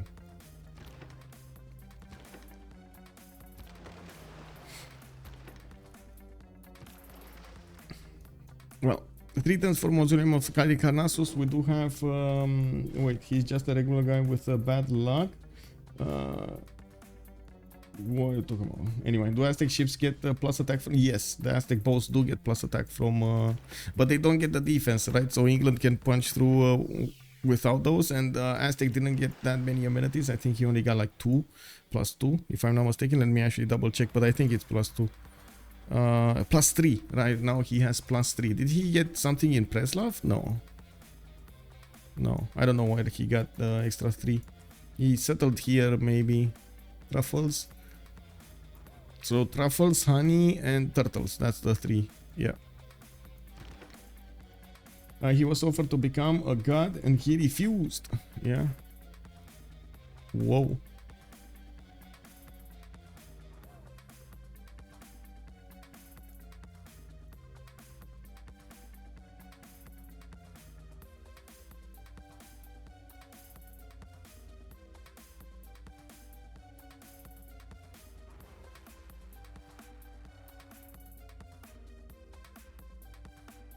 I think Calypso was the one who offered him after having him for 7 years. Okay, sure. Well, we do have Spearman coming up in Beirut. I do see a lot of biomes being built over here in the south. Still not that big of a navy in the south of London. Well, we're going to need to see if he's going to manage to do it. Lege does have 208 production versus Killayad's 90. And as you can see in the side screen, he's way higher now with Free Inquiry Golden Age coming up on Age of Steam. We do have Chuck defending with all his might and power in the north and in the south. He blocked those options. We're going to have a pause of 2 minutes. So let me actually figure out what I need to do here, and we're gonna come back quite quickly. Actually, digital, much easier to write.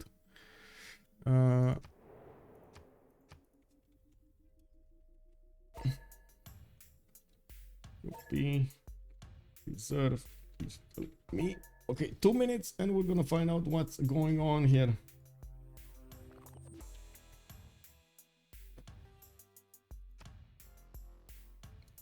Wait. Did I say me? I said me. Oh. Okay.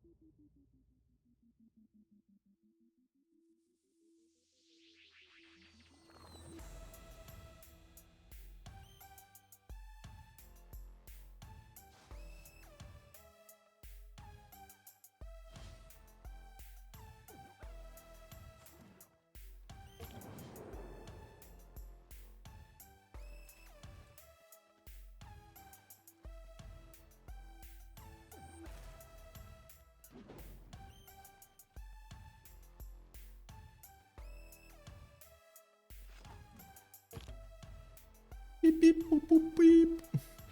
Why is that ungodly? I don't know what you're talking about. Can we like switch the discussion, please? We do need to see what's going on over here. Let me see what happened in the Congress. Industrial zones, no buildings. That actually cuts away the feet on the, I should say, Age of Steam, but at the same time he did manage to finish quite a few of those. We do have oligarchy loses a wildcard policy slot, so a lot of them are actually going to be forced to use monarchy, which is something that's going to happen anyway. And I'm pretty sure they're going to use oligarchic legacy here. 2 diplo points on Phyrsos. We do need to see if he is actually going to get the opportunity to get the Mahaburi temple and everything. I don't think he built it yet. He does have more hippodromes in production, and I do see pyramids are coming out from Kherson. We do have new Tangmas going around to the north here, trying to put as much pressure on England as possible, and also attacking Kumasi, which is going to go down here. There are a significant amount of farms available for these Byzantium units to use to replenish their health and keep on attacking that city-state. Okay. We do have Astikos building the first frigate of the game, which will help him punch through the defenses of England. Looking at the army tab over here, we do have Niter available for Killayad. Not a lot of it, but still there is some. And we do need to see if Chuck is going to be the one killing Square again. Yes, he is. He's going to get next turn, while of course he does have his Sea Dogs in production. And I do see a few quadrim pre-builds for those frigates. Now we do have quite a bit of a massive navy over here coming up from Killayad. None of them did get the upgrades for caravels, and we do see Killayad going for his divine right with apprenticeship. Now he's in a normal age. He lost a lot of culture. We do have Montezuma also with 37 science and 32 culture, trying to attack back into Lege. Lege is slowly chewing through these, but he's also not benefiting from a lot of boats. He's trying to get the Sea Dogs out so he can actually get some ranged attacks against his opponent. The lack of Niter here might actually decide the game, especially since Chuck is keeping an eye on this. Oh wait, this is Chuck. This is the ally of Aztec. Okay, never mind. I still, honestly, I'm still in my mind, still Chuck is on Ulyss team. I need to actually get used to this. He's on last steak company. Ooh, I like me some steak. I gotta say, I like me some steak. Kumasi is gonna go down soon. We do have it very, very low HP with 21 out of 200 getting some health. There are 2 Tangmas and a horse hitting it, while yes, England did manage to get a pikeman next to it. It still doesn't do enough damage against these Byzantium units to stop the takeover of Kumasi. That's gonna be a significant amount of culture taken away from Chuck.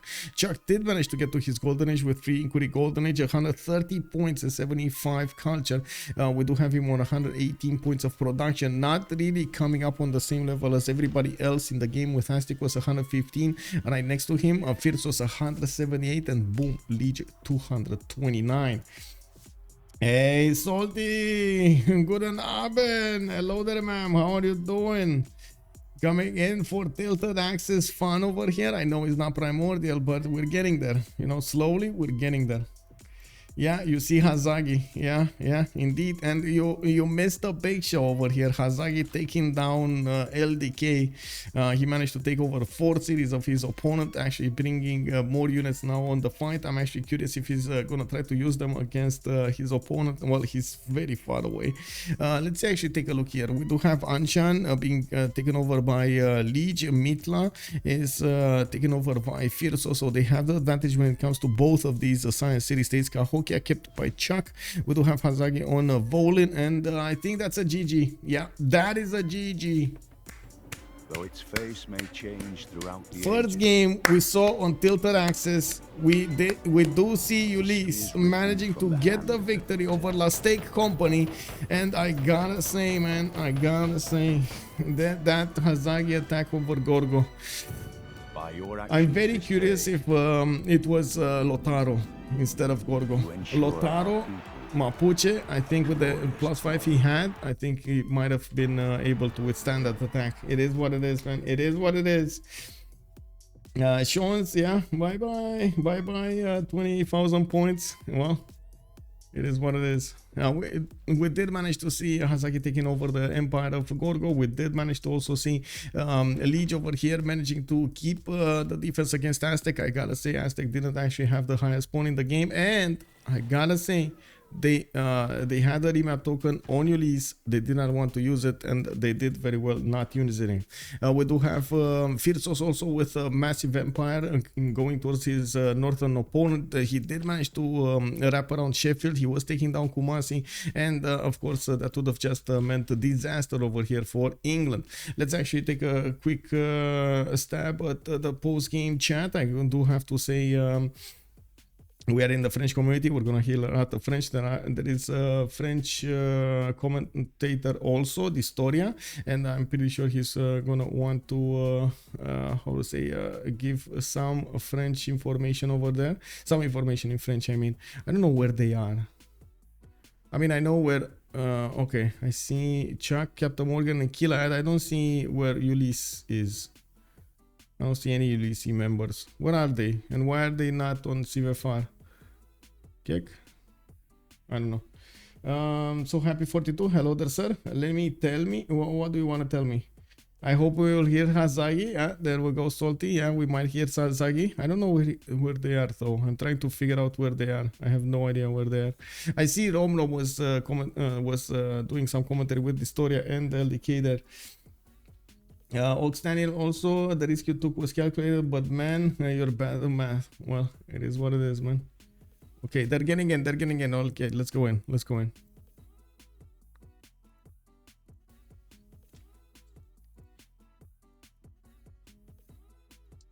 Avec deux bons points à donner, des bons points pour Chuck et Astikos, qui sont les seules personnes à avoir pensé à mettre la carte des galères.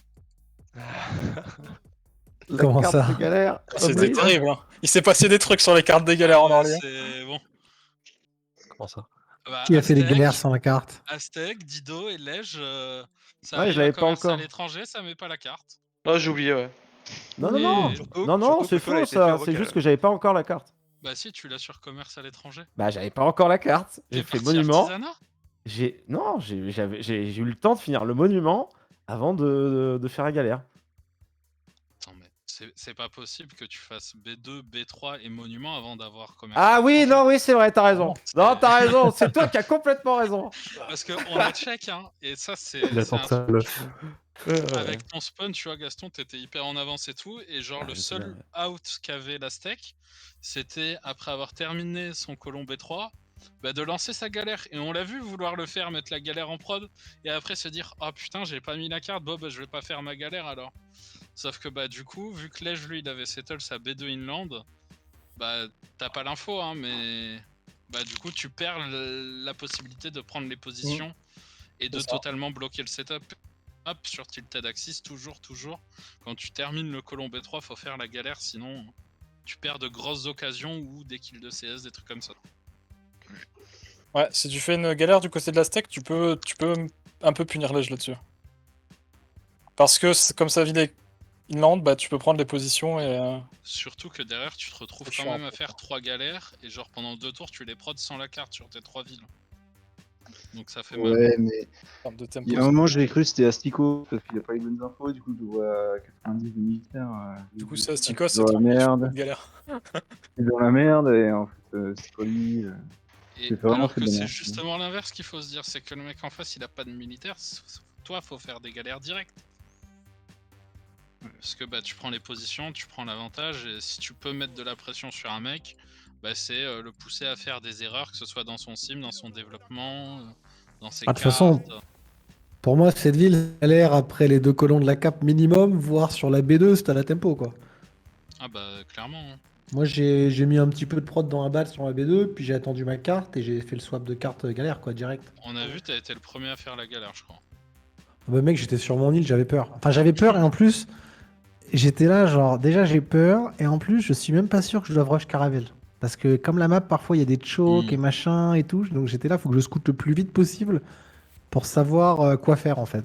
Bah, t'as eu raison, et après, je pense, même si bon, ta B4 elle est un peu éclatée au sol, le reste de tes villes te donne quand même une tempo via ta Civ et Ah ouais, non, il y avait des beaux dans yields la sur le game bout d'île, hein. qui est plus que correct hein, quand on J'étais compare juste à déçu de voir l'Aztec. qu'il y avait aucun Ouais, c'est yield ça. sur l'île d'en face, quoi. Ouais. Sur l'île d'en face, j'étais là, putain. En plus, mes colons, ils se font bloquer par des montagnes, quoi. J'étais là, putain, mais quelle île de merde. Ah bah Captain, je te jure qu'il a une île, tu ne la veux pas non plus. Hein. Ouais, de ce côté-là, les deux, bon, après, je Non, pense moi, que mon île les deux était bien, styles hein. est meilleur sur l'île, quoi, ouais. Ouais, ton île est meilleure que la sienne, hein, quand même. Ton île est meilleure, Ouais, mais je pense que c'est aussi le fait de jouer ta Civ qui rend dans tous les cas l'île meilleure. Et c'est pour ça que bah, c'est ce qu'on disait à LDK quand il nous a rejoint en cast. Pour nous, première rota, en tout cas pour Rom, je pense qu'il était d'accord avec moi, mais première rota, genre c'est Perse over Vicky ou Dido.